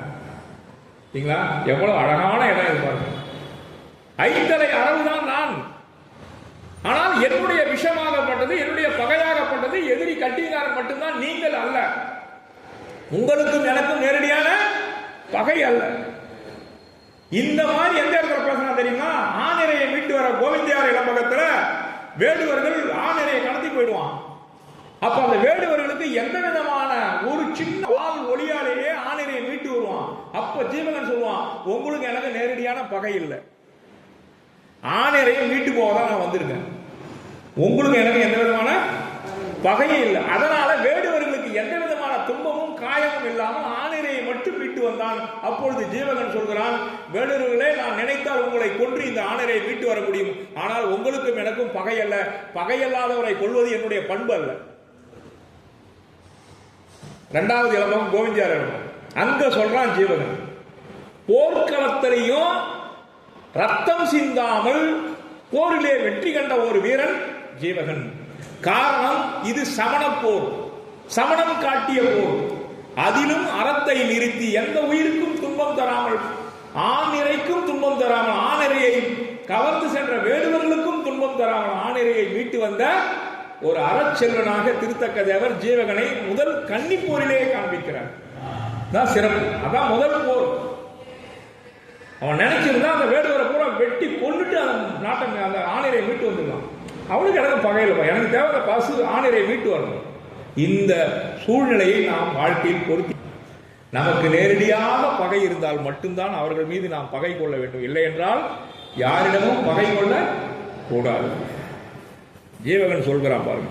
இந்த இடத்துக்கு ஒரு வார்த்தை போட்டார். நிறைமாத கர்ப்பிணியாகிய விஜயமாதேவியை கொள்றதுக்கு அங்க ஒரு வரி போட்டாருன்னா தெரியுமா? குலத்தொடும் கோரல் எண்ணி கொடியவன் கடிய சூழ்ந்தான். திருத்தக்க தேவர கட்டிக்காரன் எப்படி சொல்றாரு? கொடியவன் கடிய சூழ்ந்தான் என்று சொன்னால் அரண்மனையை சுற்றி தேடுகிறான் விஜய், எங்கு இருக்கிறாள் எங்கு இருக்கிறாள் என்று. சச்சந்தன் செய்தது நங்கை நீ நடக்கல் வேண்டும், நன்பொருட்கு கந்து நீ அன்று கண்ட கனவெல்லாம் விளைந்தது கண்டு என்று நீ அன்னைக்கு கண்டிய கனவு அசோகமான அடியோடு விழும், அது கீழே ஒரு கன்று வரும், அது 8 முத்து மாலைகளோட இருக்குன்னு கனவு கண்ட பத்தியா? இப்ப அசோகமான அடியோட விழ போகுது. அது என்னுடைய வாழ்க்கையினுடைய முடிவு. அதனால நீ இங்க இருந்து உன்னை காப்பாத்திக்கிட்டு போகணும். எதுக்கு உன்னை காப்பாத்தி அனுப்புறா? நங்கை நீ நடக்கல் வேண்டும், நன்பொருள். உன் வயிற்றில் இருக்கக்கூடிய அந்த பொருள்னு சொன்னார். நல்ல உயிர்னு சொல்லிருக்கலாம் இல்லையா? ஏன் அந்த பொருள்னு சொன்னார்? உள்ள இருக்கிற ஜீவகனை. கர்ப்பம் அக்னினை, உயிர் இருந்தாலும் அது மகவாக ஈன்றெடுத்த பிறகுதான் அது உயர்தினை. தாயினுடைய கருவறையில் இருக்கும் வரை அது அக்னினை. எனவே தான் திருத்தக்க தேவர் நங்கை நீ நடக்கல் வேண்டும் நன்பொருட்கு. பொருள் என்றால் நல்ல பொருளை காப்பாற்ற நீ இங்கிருந்து மயில் பொறியில் செல்ல வேண்டும். அதை கேட்ட உடனே அரசியலும் பெண்ணாக இல்லைன்னா விஜயமாதேவி, ஐயோ என் கனவா அவனை விட்டுட்டு நான் எப்படி போகணும் அழுது புரண்டு இருப்பான். அவள் அரச கூட பெண், என்ன நடக்குதுன்னு சூழ்நிலையை புரிந்து கொண்டாள். எனவே தான் எப்படியும் கணவனை இனிமே காப்பாற்ற முடியாது. ஏன்னா படை ரவுண்ட் அப் பண்ணிட்டு. இனி நாம் அடுத்தது என்ன பண்ணணும்? நம்ம உயிரை காப்பாற்றுறதுக்கு, நம்முடைய மகனை காப்பாற்றுறதுக்கு மயில்பொறியில் போகும். அவன் சொன்ன உடனே சூழ்நிலை புரிந்து கொண்டு மயில்பொறியில் ஏறி தப்பித்து அதை இயக்கி கொண்டு சென்றாள் என்று சொன்னால் அவள் அரசியலம் பெண், அரச வழிமுறைகள் தெரிந்தவள், போர்க்களத்திலே என்ன நடக்கும் என்பதை முன்கூட்டியே தெரிந்தவள். காரணம், அவள் அரசகுல பெண். ஆகவே விழுந்து புரளாமல் இந்த சூழ்நிலையை தெரிந்து கொண்டு மயில்பொறியிலே அமர்ந்து மயில்பொறியை ஏற்றி தப்பித்தாள். கணவனை பகைவனிடம் விட்டுவிட்டு நாட்டை பகைவன் ஆளப்போகிறான் என்பதை தெரிந்து கொண்டு தன்னுடைய மகவை காப்பாற்ற வேண்டும் என்ற அற்புதமான முடிவுக்காக மயில்பொறியிலே செல்கிறாள் விஜயமாதேவி. ஆனா தப்பிச்சு போனவள குளத்தொடும் போறது எண்ணி கொடியவன் கடிய சூழ்ந்தான் என்று திருத்தக்கதேவர் பாடுகிறார். ஜீவகன் ஒருபோதும் உங்களை எல்லாம் கொல்லப் போவதில்லை, உங்களை காப்பாற்றவே நான் வந்திருக்கிறேன். உங்களுக்கு எந்த பொருள் வேண்டுமா, பொன் வேண்டுமா, இருக்க இடம் வேண்டுமா, இந்த அரண்மனையிலே நீங்கள் இருந்து கொள்ளுங்கள் என்று ஜீவகன் மனம் திறந்து மனித நேயத்தோடு சொல்கிறான். ஆனால் அந்த பெண்கள் சொல்கிறார்கள், பகை நாட்டில் நாங்க சிம்மாசனத்தில் உட்கார்ந்து இருக்கிறது எப்படி இருக்குன்னா, அரவம் சூழ்ந்த அரண்மனைக்குள் நாங்கள் வாழ்வதற்கு சமம். பகை மன்னன் கொடுக்கக்கூடிய உயர்வையும் சிறப்பையும் ஏற்றுக்கொண்டு வாழக்கூடிய அளவிற்கு நாங்கள் பக்குவமற்றவர்கள் அல்லன்னு சொல்லிட்டு அவன் கொடுக்குற எத்தையும் வேணான்னு சொல்லிட்டு கிளம்பி போயிடுது. அவங்களோட உயர்ந்தவங்க. இதுதான் அவை விராட்டி பண்ணா. ஈயன இறத்தல் இழிந்தது, அதன் எதிர் ஈயேன் என்றால் அதனில் விழுந்தது. கொள்ளென கொடுத்தல் உயர்ந்தது. ஜீவக கொடுத்தான், கொள்ளேன் என்றால் அதனிலும் உயர்ந்தது. அப்ப ஜீவனை காட்டிலும் ஒருபடி அந்த பெண்கள் உயர்ந்து நின்று விட்டார்கள். நீ கொடுக்கக்கூடிய செல்வம், சந்தஸ்து, இருக்க இடம் அத்தனையும் எங்களுக்கு தேவையில்லை. ஏனென்றால் நீ பகை நாட்டு மன்னன், நீ பகைவனை போடுது எங்களுக்கு.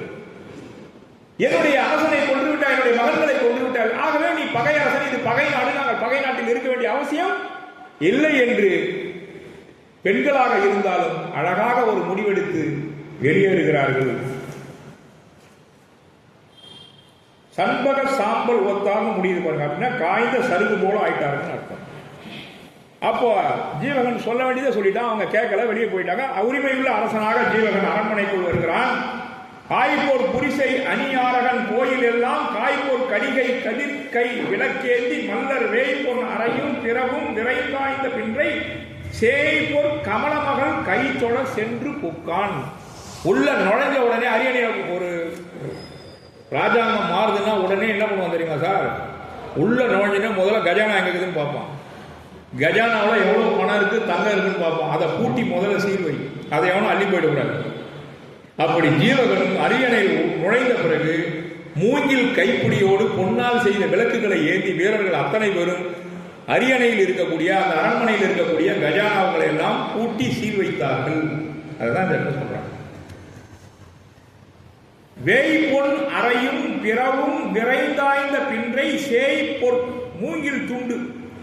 எது கடிகைனா அந்த விளக்குக்கு அப்ப கைப்பிடி எதுவும் இருந்திருக்க, மூங்கில் கைப்பிடி போட்டு விளக்கு வச்சிருந்தாங்க. அங்கங்க விளக்கை ஏற்றி மாலை நேரம் தான் போர் முடிஞ்சது.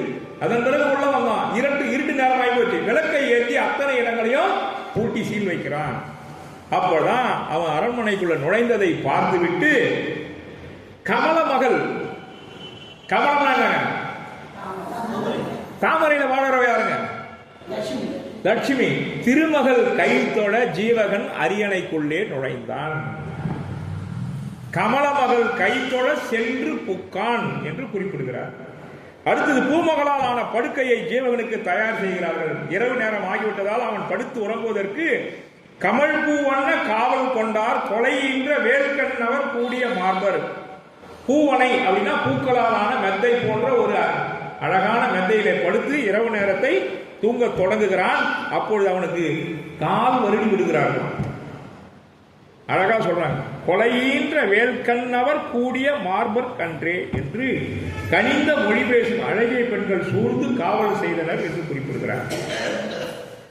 அடுத்து பாருங்க, போர்க்கோளத்தை கலைந்து ஜீவகன் நீராடுதல். போர்க்கோளம் நீக்கி புகழ் பொன்னின் எழுதப்பட்ட வார்கோள மலைமுளையார் மண்ணுறுப்பு ஆடி. அது என்ன சார் மண்ணுறுப்பு ஆடினா? தேய்த்து குளிக்கிறான். மண்ணுறுப்பு ஆடி என்றால் மேலாம் போர்க்களத்திலிருந்து வந்திருக்கிறான். அந்த போர்க்கள கோலத்தை மாற்றி நீராடுகிறான். நீராடுவதற்கு பெண்கள் எல்லாம் மஞ்சள் நீரால் அவனை நீராட்டுகிறார்கள். மண் உறுப்பு ஆட்டி என்று சொன்னால் நீராட்டுகிறார்கள். நீர்க்கோலம் செய்து நிழல் விட்டு உமிழ் மாலை மார்பன் தார்கோல் மண்தேர் தகை மாமன் தொழுது சொன்னான். இதெல்லாம் குளிச்சு முடிச்ச ஒருபாடு தன்னுடைய மாமன் கோவிந்தனை போய் வணங்குகிறான் அப்படின்னு சொல்றார். ஜீவகன் யுத்த வீரர்களை பாராட்டுகிறான். பாதுகாத்த பின் படுக்கைக்கு செல்கிறான். யுத்தத்தில் வெற்றி பெற்ற வீரர்களை பாராட்டி அவர்கள் பெற்ற விழுப்புண்களை எல்லாம் நலம் பாராட்டி நலம் விசாரித்த பிறகு அவன் படுக்கைக்கு செல்கிறான் அப்படின்னு சொல்றார். அடுத்தது பார்த்தீங்கன்னா, அடி தைவர வைகினானே என்று சொன்னால் தூக்கத்திற்கு சென்றான். மண் கொண்ட வேளாண் அடி தைவர வைகினானே என்று சொன்னால் பள்ளி கொள்ளும் திருமாலை போல் துயில் கொள்ள தொடங்கினான். மண் கொண்ட வேளாண் என்று சொன்னால் அந்த மண்ணை ராசமாபுரத்தை கைப்பற்றிய ஜீவகன் என்று அர்த்தம். 2353வது பாட்டில் எண் கொண்ட ஞாட்பின் எண்ணுதலையுடைய பழைய போர்கள், அதுதான் அர்த்தம். எண் கொண்ட ஞாட்பின் இரும்பெச்சில் படுத்த மார்பன். ஜீவகனுக்கும் கட்டிங்காரங்க நடந்த போர் பழைய போர்களோட ஒப்பிட்டு பார்க்கிறாங்க. அப்போ தேவாசுரனுடைய போர் 18 ஆண்டுகள் நடந்துதான். ராமராவணன் போர் 18 மாசம் நடந்ததுதான். பாண்டவன் துரியோதனன் போர் 18 நாள் நடந்துதான். அதுக்கு அடுத்தது பார்த்தீங்கன்னா பாண்டவன் துரியோதனன் போர் 18 நாழிகை நடந்துதான். இப்படி ஜீவகனுடைய போர், ஜீவகனுக்கும் கட்டிங்காரனுக்கும் நடந்த போரை ஒப்பிட்டு பார்க்கிறார்கள். பண்டைய போர்களோடு ஜீவகன் நடத்திய போர் எப்படி நடந்தது என்பதை 18 நாழிகையில் வெற்றி பெற்றான் என்று 18 சிட்டிக்கு நேரம் தான் ஆச்சுங்களாம் கட்டிங்காரனை வெல்றது. தேவாசுரர் போர் 18 ஆண்டு நடந்தது. ராமன் ராவணன் போர் 18 மாதம் நடந்தது. பாண்டவன் துரியோதனன் போர் 18 நாட்கள் நடந்தது. ஜீவகன் கட்டிங்காரன் போர் 18 நாழிகையில் முடிந்துவிட்டது என்று அத்தனை போர்களை காட்டிலும் இந்த போர் விரைவாக முடிந்தது என்றால் எதிர்த்து போரிட்ட ஜீவகனுடைய வெற்றியை, அவனுடைய வீரத்தை உயர்த்தி பாடுகிறார் திருத்தக்கதேவர். போரில் பங்கேற்ற யானை, குதிரை மற்றும் வீரர்கள் மகிழ்வோடு ஓய்வெடுக்கிறார்கள்.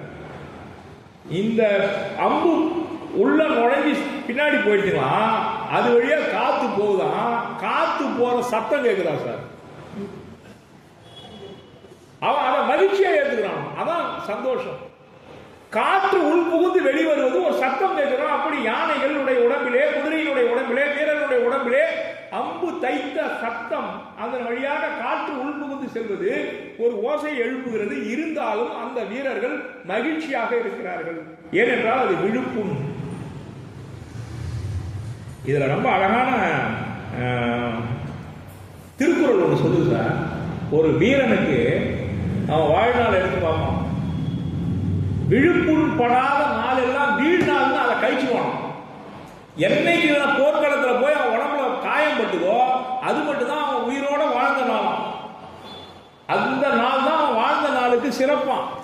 அப்படி அம்பு படாம காயப்படாத வாழ்ந்த நாட்கள் அவன் வாழ்ந்த நாளிலே கலந்து வைக்க மாட்டான். எப்படி இருக்கு பாருங்க. நான் சின்ன காயம் பட்டாலே டாக்டர் கூட எல்லாம் பண்றோம். விழுப்புண் படாத நாட்கள் வாழ்க்கையினுடைய வாழ்ந்த நாட்களாக கழித்து விட்டு விழுப்புண் பட்ட நாள்களை மட்டும்தான் தான் வாழ்ந்த நாளாக சொல்லியிருக்கிறார். திருக்குறளிலே இதை அழகாக சொல்கிறார். விழுப்புண் படாத நாளெல்லாம் வழுக்கி நின்று வைக்கும் தன் நாளை எடுத்து, மற்ற நாளை கழிச்சிருவாங்க. எப்படி வீரர்கள் வாழ்ந்திருக்காங்க பாருங்க. ஒரு தாய் புறநானூற்றில் சொல்றா, என் மகன் 10 மாதம் என்னுடைய கருவிலே இருந்தான். அவன் பிறந்த பிறகு அன்றில் இருந்து போர்க்களம் சென்றவன் இன்று வரை திரும்பி வரவே இல்லை. அப்படி என்று சொன்னால் கொஞ்சம் நாள் புலி குகையிலே தங்கி போகிறது பார். அப்படி குகையிலே கொஞ்சம் நாள் தங்கி சென்றான், இதுவரை திரும்பவில்லைன்னு அந்த தாய் சொல்றான். புலி குகையில தங்கி போன மாதிரி கொஞ்ச நாள் என் கருவில் இருந்தான் என் பையன். அன்று போனா போர்க்களத்துக்கு இன்னைக்கு வரைக்கும் திரும்பி வரல. எவ்வளவு பெரிய சிறப்பு பாருங்க. அந்த புறநானூற்று தாய் எவ்வளவு பெருமையா சொல்றா பாருங்க. இன்னொரு தாய் சொல்றா, போர்க்களத்தில் உன்னுடைய மகன் இறந்து போட்டுட்டான்னு சொல்றா. அப்ப அந்த தாய் சொல்றா, இது விட்டு விட்டு கேக்குதுன்னு நினைக்கிறேன். கேக்குதா எல்லாருக்கும்? சரியா கேக்குதுங்களா? அந்த ஒயர் மைக் இருக்கா, அதையாவது ரெடி பண்ணிடுங்க. ஏன்னா கேட்க பிரச்சனையா இருக்கும். இது எப்போ போகுது எப்போ வருதுன்னு தெரியல. இருக்கலாம்.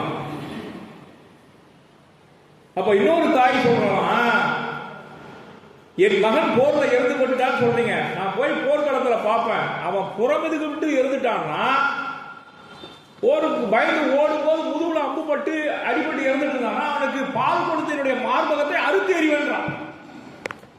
எவ்வளவு வீர தமிழ்ச்சி இருந்திருக்காங்க பாருங்க.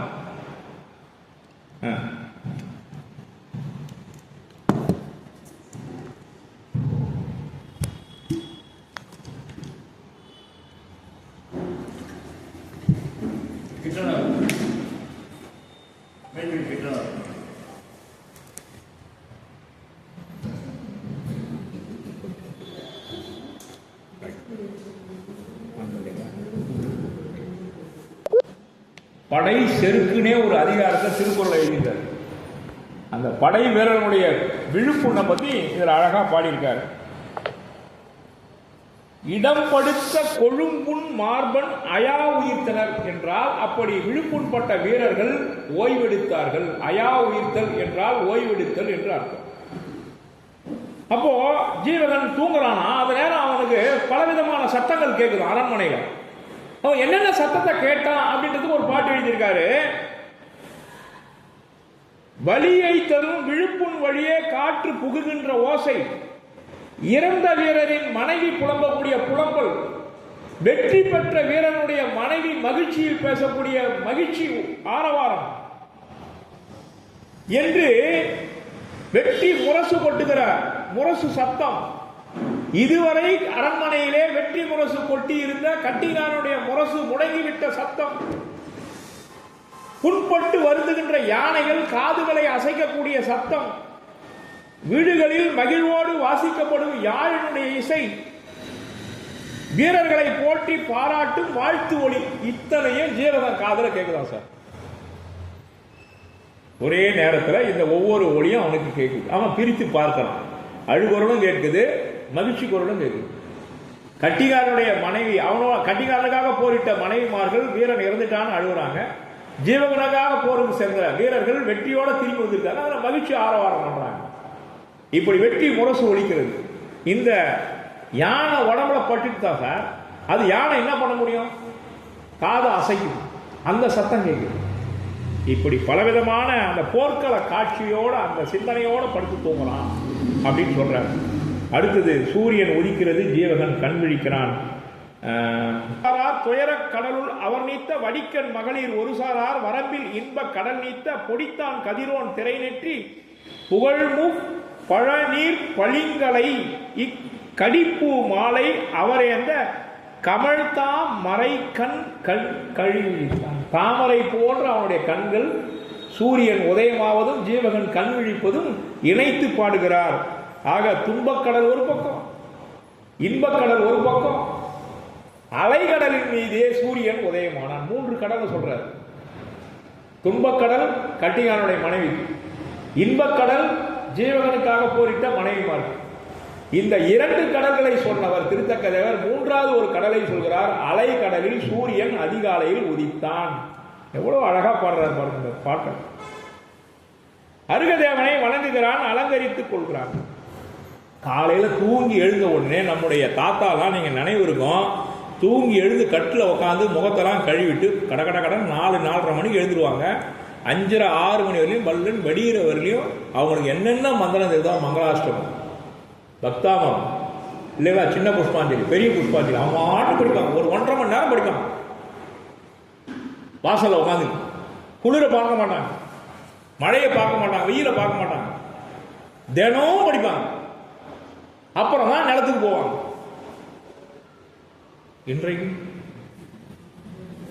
இன்றைய இளைஞர்கள் நம்மளை விட்டுருக்கு, நம்ம நடுப்புற மாட்டிக்கணும். அவங்க லிஸ்ட்லையும் வரல, இப்ப இருக்க இளைஞர்கள் லிஸ்ட்லையும் இல்லை. நாம 2 தட்டானாக்கிறோம் இல்லைங்களா? முதியவர்களை போலவும் வாழல, இளையவர்களை போலவும் வாழல. நைட்டு பூரா செல்ல தேய்ச்சிட்டு 2-3 மணி வரையும் பகலை இரவை பகலாகிட்டு பகலை இரவாகிட்டாங்க இப்ப இருக்கிற பசங்க. எப்படி அவனால முடியுதுன்னே தெரியல. இரவு தூக்கம் பாதி பேருக்கு இல்லை சார். இப்படி காலை டிஃபன் இல்லை, 12 மணிக்கு தான் எழுந்துக்கிறான், 1 மணிக்கு தான் காலை டிஃபனே. வாழ்க்கையை புரட்டி போட்டாங்க சார். இதுதான் புரட்சின்றது. இல்லைங்களா? சூரியனுடைய உதய சுழற்சி அது இயற்கை. அது இயற்கையா அதை நாங்கள் மாத்திட்டாங்க இல்லைங்களா? அப்படி இரு சுடர் தோற்றத்தை பார்க்கறதே இல்லை. இரு சுடர்னா சூரியன் உதயமாவது, நிலவு உதயமாவது, ரெண்டுத்தையும் பார்க்கறத. கம்ப்யூட்டர் தான் பார்த்துட்டு இருக்கோம் 24 மணி நேரம். ரைட். அடுத்து பாருங்க, அருகதேவனை எப்படி வணங்குறாரு பாருங்க. முனைவற்றொழுது முடிதுளைக்கு முகந்து செம்பொன் கொலவீசி நினையலாகா நெடுவாழ்க்கை வென்றி கோல விளக்காக புனையப்பட்ட அஞ்சனத்தை புகழ எழுதி புனை பூனான் கனைவன்றார்க்கும் அலங்களும் கலனும் ஏற்ப தாங்கினான். அப்படி அருகதேவனை திருவடிகளை தாழ்ந்து வணங்கினான். மற்றவரால் நினைப்பதற்கு அரிதான அரச செல்வத்திற்கும் வெற்றி சிறப்பிற்கும் பொருந்தும்படியாக பொன்னாலாகிய அணிகலன்களையும் வண்டுகள் ரீங்காரிடம் புத்தம் புது மாலைகளையும் பொருத்தமுறை அலங்காரித்துக் கொண்டு ஜீவகன் தனது விழிகளிலும் எழிலுறம் மை தீட்டினான். ஆண்கள் மட்டும், பெண்கள் மட்டும்தான் மை தீட்டிங்கன்னு இல்லை. அந்த காலத்தில் அரசரும் மை தீட்டியிருக்கான். அந்த இடத்த சொல்றாரு பாருங்க, ஜீவகனுக்கு மை தீட்டியிருக்காங்க. அப்புறம் குளித்து முடித்து வெண்பாட்டாடை அணிந்து பெருமிதமாய் அரியாசனத்தில் அமர்கிறான். ரொம்ப அழகான பாட்டு. முறிந்த கோல முகிழ் முளையார் பரவ மெய்யார் மணி செப்பில் உறைந்த வெண்பட்டு உடுத்தி ஒளிசேர் பஞ்சவாசம். பஞ்சவாசம் என்ன தெரியுமா? 5 விதமான வாசனை பொருளை அடக்கிய வெத்தலை பாக்கு பஞ்சவாசம். கவுட்கொண்டு, கவுட்னா கண்ணம், கவுட்கொண்டு செறிந்த கழுநீர் பூ பிடித்து, கையில செங்கல் நீரை பிடிச்சிட்டு சேக்கைனா சிம்மாசனம், சிம்மாசனம் இரிய சிங்காசனத்தில் அமர்ந்திருந்தான். அறிந்தார் தமக்கும் அனங்கனாய் அண்ணல் செம்மாந்திருந்தான். இந்த வார்த்தை ரொம்ப முக்கியமான வார்த்தை. வாழ்க்கையில சாதனை பண்ண வேண்டியதெல்லாம் போராடி சாதனை பண்ண பிற்பாடு நாம் அதனுடைய வெற்றியில உட்கார்றோம் பாருங்க, அதுக்கு பேர் இருமாந்து இருந்தான். அப்படி இருமாந்து இருந்தானா பாகுபலி சாமியை செய்த மன்னன் யாரு? பாகுபலி சாமியை செய்தவர் சாமுண்டராயர். செம்மாந்து இருந்து முதல் பூஜை பண்றாங்கன்னா அவர் செம்மாந்து இருந்தார். அந்த செம்மாந்து இருந்ததுனாலே அவனுக்கு சோதனை வந்துருச்சான். தான்ற மமதையும் அது. அப்படி மமதை வந்த உடனே குடமா பால் ஊத்தினாலும் ஒரு கை நிறைய. அப்ப பகவான் கிட்ட நீ செம்மாந்து இருக்க கூடாது.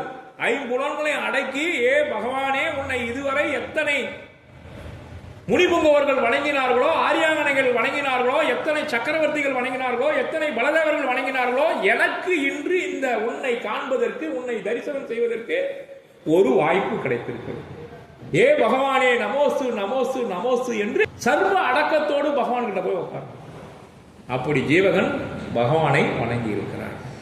இன்னொரு இடத்துல சொல்லுவாங்க, 4 வகை படைகளோட ஜீவகன் வருவான். முக்தி லம்பகத்தில் பார்க்கலாம். தெரு முனையிலே 4 வகை படையை நிறுத்திட்டு அங்கிருந்து நடந்து வரான். ஏன்னா இதெல்லாம் செல்வம் இல்லை சார், அந்த மமதை வந்துருமா. அதனால எல்லாத்தையும் அங்கேயே விட்டுட்டு தான் ஒரு அரசன் என்பதை மறந்து பகவானை பார்க்க வெறும் காலோடு வருவானா ஜீவன். அப்படி கோவிலுக்குள் வரும்பொழுது நாம் என்ற மமதையை விட்டுவிட வேண்டும் என்று. ஏன்னா மூலக நாயகன் உள்ள உட்கார்ந்துருக்கு. பரத சக்கரவர்த்தியே ஷட்கண்டாதிபதினு எழுத போனவருக்கு இடம் இல்லையே. இப்ப நாம ஏமாத்துறோம். ஆகையினால பகவான் கோவிலுக்கு வரும்பொழுது நம்மை சர்வ அடக்கத்தோடு கோவிலுக்குள் வர வேண்டும் என்று சொல்கிறார். சேக்கை அரிய சிங்கம் போல் அறிந்தார் தமக்கும் அனங்கனாய். அனங்கு என்றால் மிக்க ஆண்மை நிறைந்த சிங்கம் போன்றவன் பெருமிதமாய் அண்ணல் செம்மாந்து இருந்தானே என்று சொல்கிறார். அதன் பிறகு சிறிய தோழர்கள், தம்பி, வளர்ப்பு தந்தை அரண்மனைக்கு எல்லாரும் வராங்க. அவனுடைய தோழர்கள் 4 பேர் இருக்காங்க. 4 பேர் யார் யார் சொல்லுங்க. ஜீவனுடைய தோழர்கள் 4 பேர்.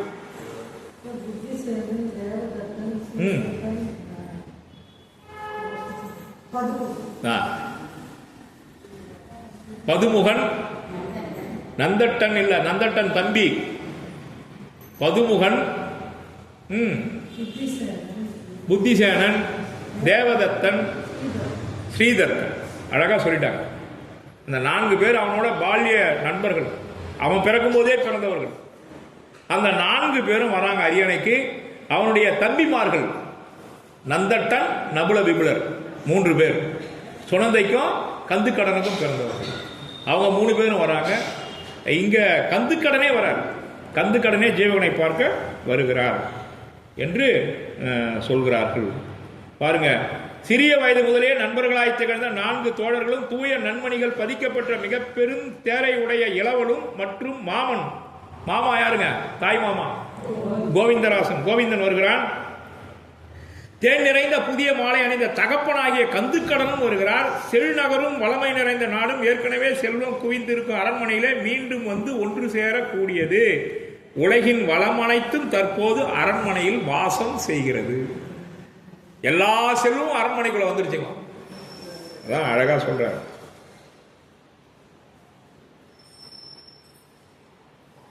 இதுல 2359வது பாடல்ல கார் மீது ஆடி களம் பொழியும் கடக தடக்கை கழலோன் என்று சொன்னால் மேகத்தை விட அவன் வாரி கொடுக்கிறது அதிகமா.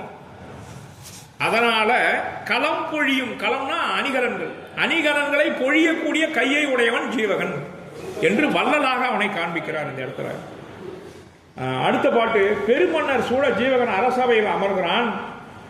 தொல்லை 4 வகை தொடரும் மணிநெடுந்தேர் மல்லர் நம்பியும் மாமனும் மதுவிரின் கமழ்த்தார் செல்வன் பாதையும் செழுநகரோடு வளம் நாடும் வல்லை தொக்கது வளங்கெழு கோயிலுள் ஒருங்கே. அப்படி பழமை பெருமையோடு அழகாக முத்துவடம் சூடிய அழகு நலம் வாய்ந்த பெண்கள் சாந்தினாலும் ஓவியம் எழுதி விளங்கும் பார்க்கடலே தோன்றிய சங்கநிதியை போன்று பொற்கடம் என்னும் அழகிய அணிகலன்களை மணிக்கட்டிலே அணிந்த பெரிய கைகளையும் வீர கடல் அணிந்த கால்களையும் உடைய ஜீவகன் போர்க்களத்திலே பகைவரை புறமதி விட்டு ஓடச் செய்த பெரும் மன்னர்கள் சூழ்ந்து அமர்ந்தான். அவன் மட்டும் வர, அவனுக்கு போருக்கு வெற்றி தேடி தந்த அத்தனை அரசர்களும் வராங்க. அதை அழகா சொல்றார். இளஞ்சூரியன் அழகதிர் ஒரு வார்த்தை போடுறார் பாருங்க. மழக்கதிர், மழக்கதிர் என்று சொன்னால் இளம் சூரியன். உதய சூரியன் நீங்க சொல்ற இல்லைங்களா, அதுக்கு பேர் மழக்கதிர்னு ஒரு வார்த்தை போடுறார் அந்த இடத்துல. வெள்ளியம் பெருமலை, அந்த வெள்ளியம் பெருமலைனா வித்யாதர உலகத்து வீரர்கள் எல்லாம் வராங்க. அந்த கோவிந்தராசன் அந்த வித்யாதர உலகத்து மன்னன் அவனும் வரான். யார்? காந்தரதத்தினுடைய தந்தை, அவனுடைய மைத்துனன், அத்தனை பேரும் வராங்க. அடுத்து பாருங்க, முடிசூட்டு விழாவிற்கு நல்ல நேரம் பார்க்கணும். இதுதான் முக்கியமானது. வாழ்க்கையில் எல்லாத்துக்கும் நேரம் பார்க்கணும். நாள் செய்யாததை போல் செய்யும் இல்லைங்களா? அப்ப மனிதனாக பிறந்தவன் நல்ல காரியங்களை தொடங்கும் போது நேரம், நல்ல நேரத்தை பார்ப்பது அவசியம் என்பதை திருத்தக்க தேவர் சொல்கிறார். நாள் செய்யாததை கோல் செய்யும் சொல்லுவாங்க இல்லைங்களா? அது மட்டும் இல்லாம இன்னொன்னு சொல்றாரு, எண்ணம் எண்ணினி எழில்முடி அணிவது துணிமின். இனிமை இதெல்லாம் பேசலாம் விட்டுருப்பா, இனிமே நாள் குறிங்கப்பா. எதுக்கு? பதவியேற்பு விழாவுக்கு. ஜெயிச்சு வந்த உடனே பதவியேற்பு விழாவுக்கு நாள் குறிக்கிறாங்க. அது மாதிரி அரியணையில் வந்த உடனே இனி எப்படி இந்த பதவியேற்பு விழாவை நடத்தலாம்னு திட்டமிடுங்கன்னு சொல்லி சொல்றாங்க. அதுக்கு சுதர்சன தேவன் அங்கிருந்து வர்றார். சுதர்சன தேவன் பார்த்துக்கிட்டே இருக்காரு, அங்கிருந்து கண்ணாடியில் பார்க்குற மாதிரி ஜீவன் என்னென்ன பண்ணுறான். அவன் மட்டும் அவனை அழைச்சிட்டு போனது ஒரு பெரிய டேர்னிங் பாயிண்ட். எப்படி நங்கை நீ நடக்க வேண்டும் ஒரு காப்பியத்தை நடத்துகிற வரியோ அதுபோல ஜீவகன் சிறைப்பட்டு அழைத்து செல்லும் போது அவன் பெரிய பிரளயத்தையே தோற்றுவித்து ஊழி காற்றை தோற்றுவித்து ஜீவகன் சுதர்சனால் அழைத்து செல்லப்பட்டது ஒரு காப்பியத்தினுடைய மறு திருப்பம். அப்படி சென்றவன் இங்கு அவனுக்கு வெற்றியை பெறுவதற்காக, வெற்றியை சூடுவதற்காக அரியணையிலே அமர்ந்த ஜீவகனுக்கு மணிமுடி சூட்டும் நல்விழாவிற்கு வருகை தருகிறான். வானிலிருந்து இறங்கி வருகிறான். விரியும் மாலையன் விலங்கொலி முடியினன் துளங்கி திருவின் மால் வரை குளவிய தானையதோர் தேர்ந்தார் அருவி போல்வதோர் ஆரமும் மார்பிடை துயல எரியும் வார்குழை இமயவன் ஒருவன் வந்து இழிந்தான். அந்த இமயன் யார் என்றால் இந்திரவில் போல அவனுடைய அந்த சுதர்சனன் அணிந்திருக்கக்கூடிய மாலை அப்படி இருந்துதான், அவ்வளவு ஒளி வீசக்கூடியதாக இருந்துதான். ஏனென்றால் அவன் தேவன்.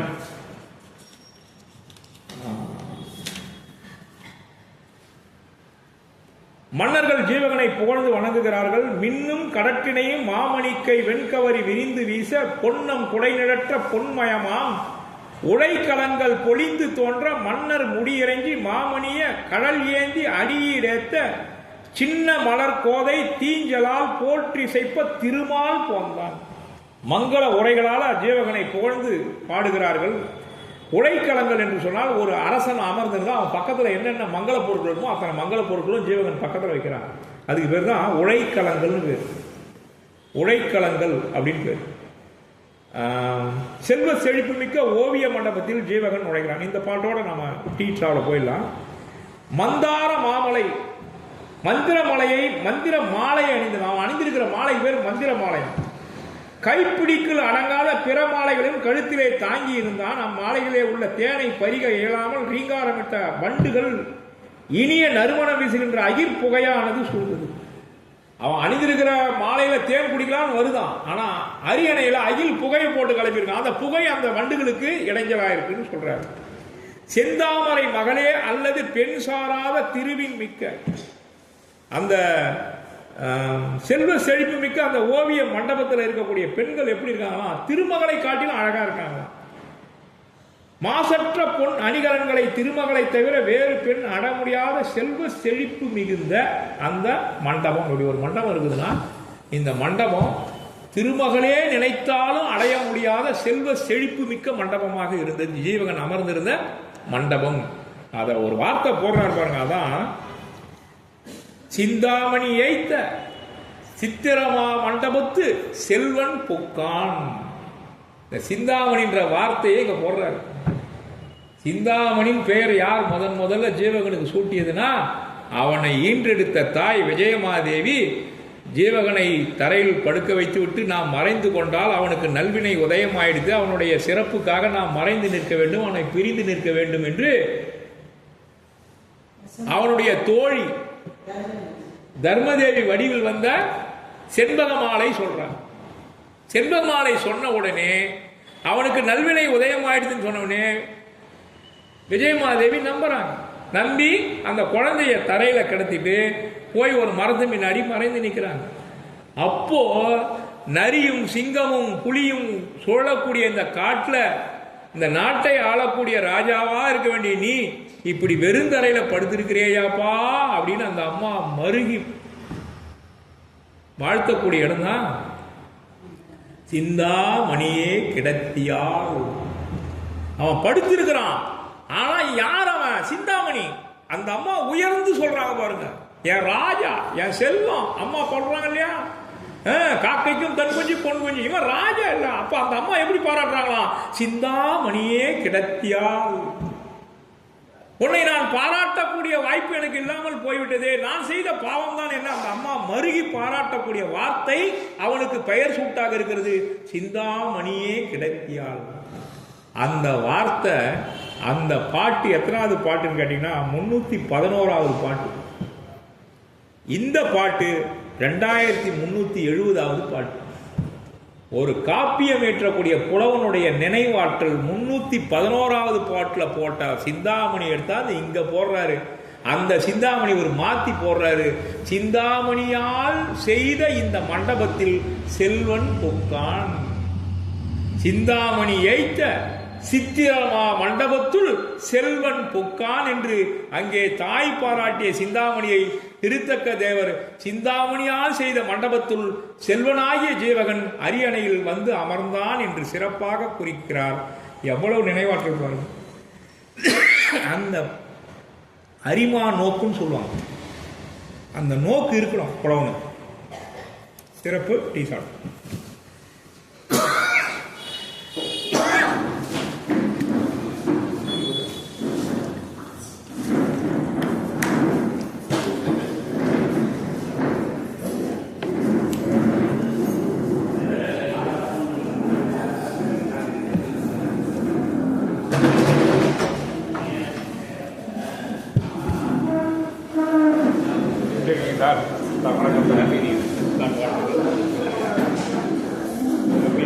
நீங்க வளர்ந்து கொஞ்சம் ரெஸ்ட் கிடைக்கு வந்துடுறாங்க.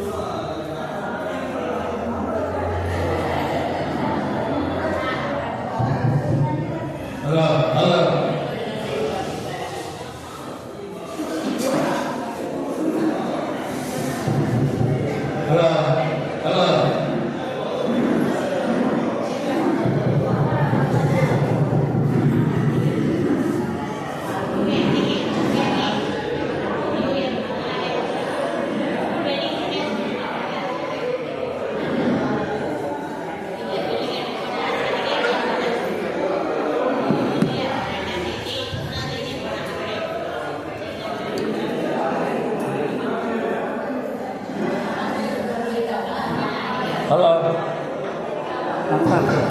நல்லா ஹலோ கம்மியாக இருக்குது. அது இதை கொஞ்சம் இது பண்ணிக்கலாம், அங்கே ரைஸ் பண்ணிக்கலாம். இதில் செல்லு நான் போட்ட நல்லா செல்ல இருக்குது, நல்லா இருக்குது. இப்போ தான் பார்த்தேன். அவ்வளோதான். இப்போ அதில் கொஞ்சம் வால்யூம் இன்க்ரீஸ் பண்ணிக்கலாம்.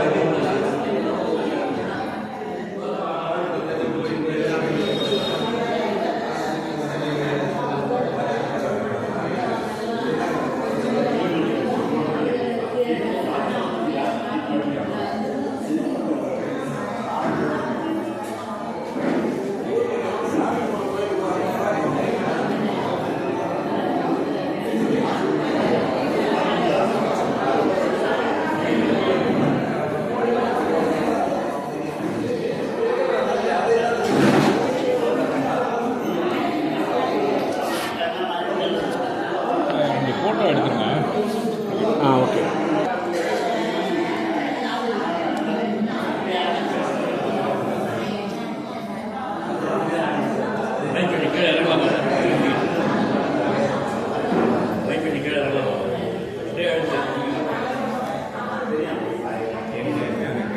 சார் ரூமில் வச்சுட்டான்னு நினைக்கிறேன். வீட்டில் வச்சுட்டேன். சார்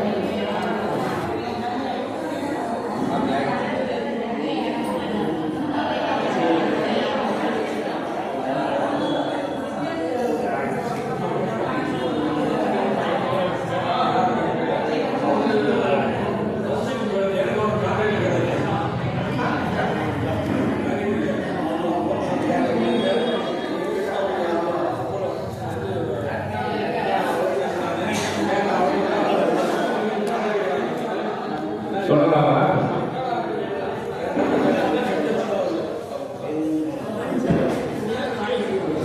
மன்னர்கள் புடை சூழ ஜீவகன் சிங்க அரியாசனத்தின் மீது அவன் அமர்ந்திருக்கக்கூடிய காட்சியை திருத்தக்க தேவர் இப்படித்தான் புகழ்கிறார்.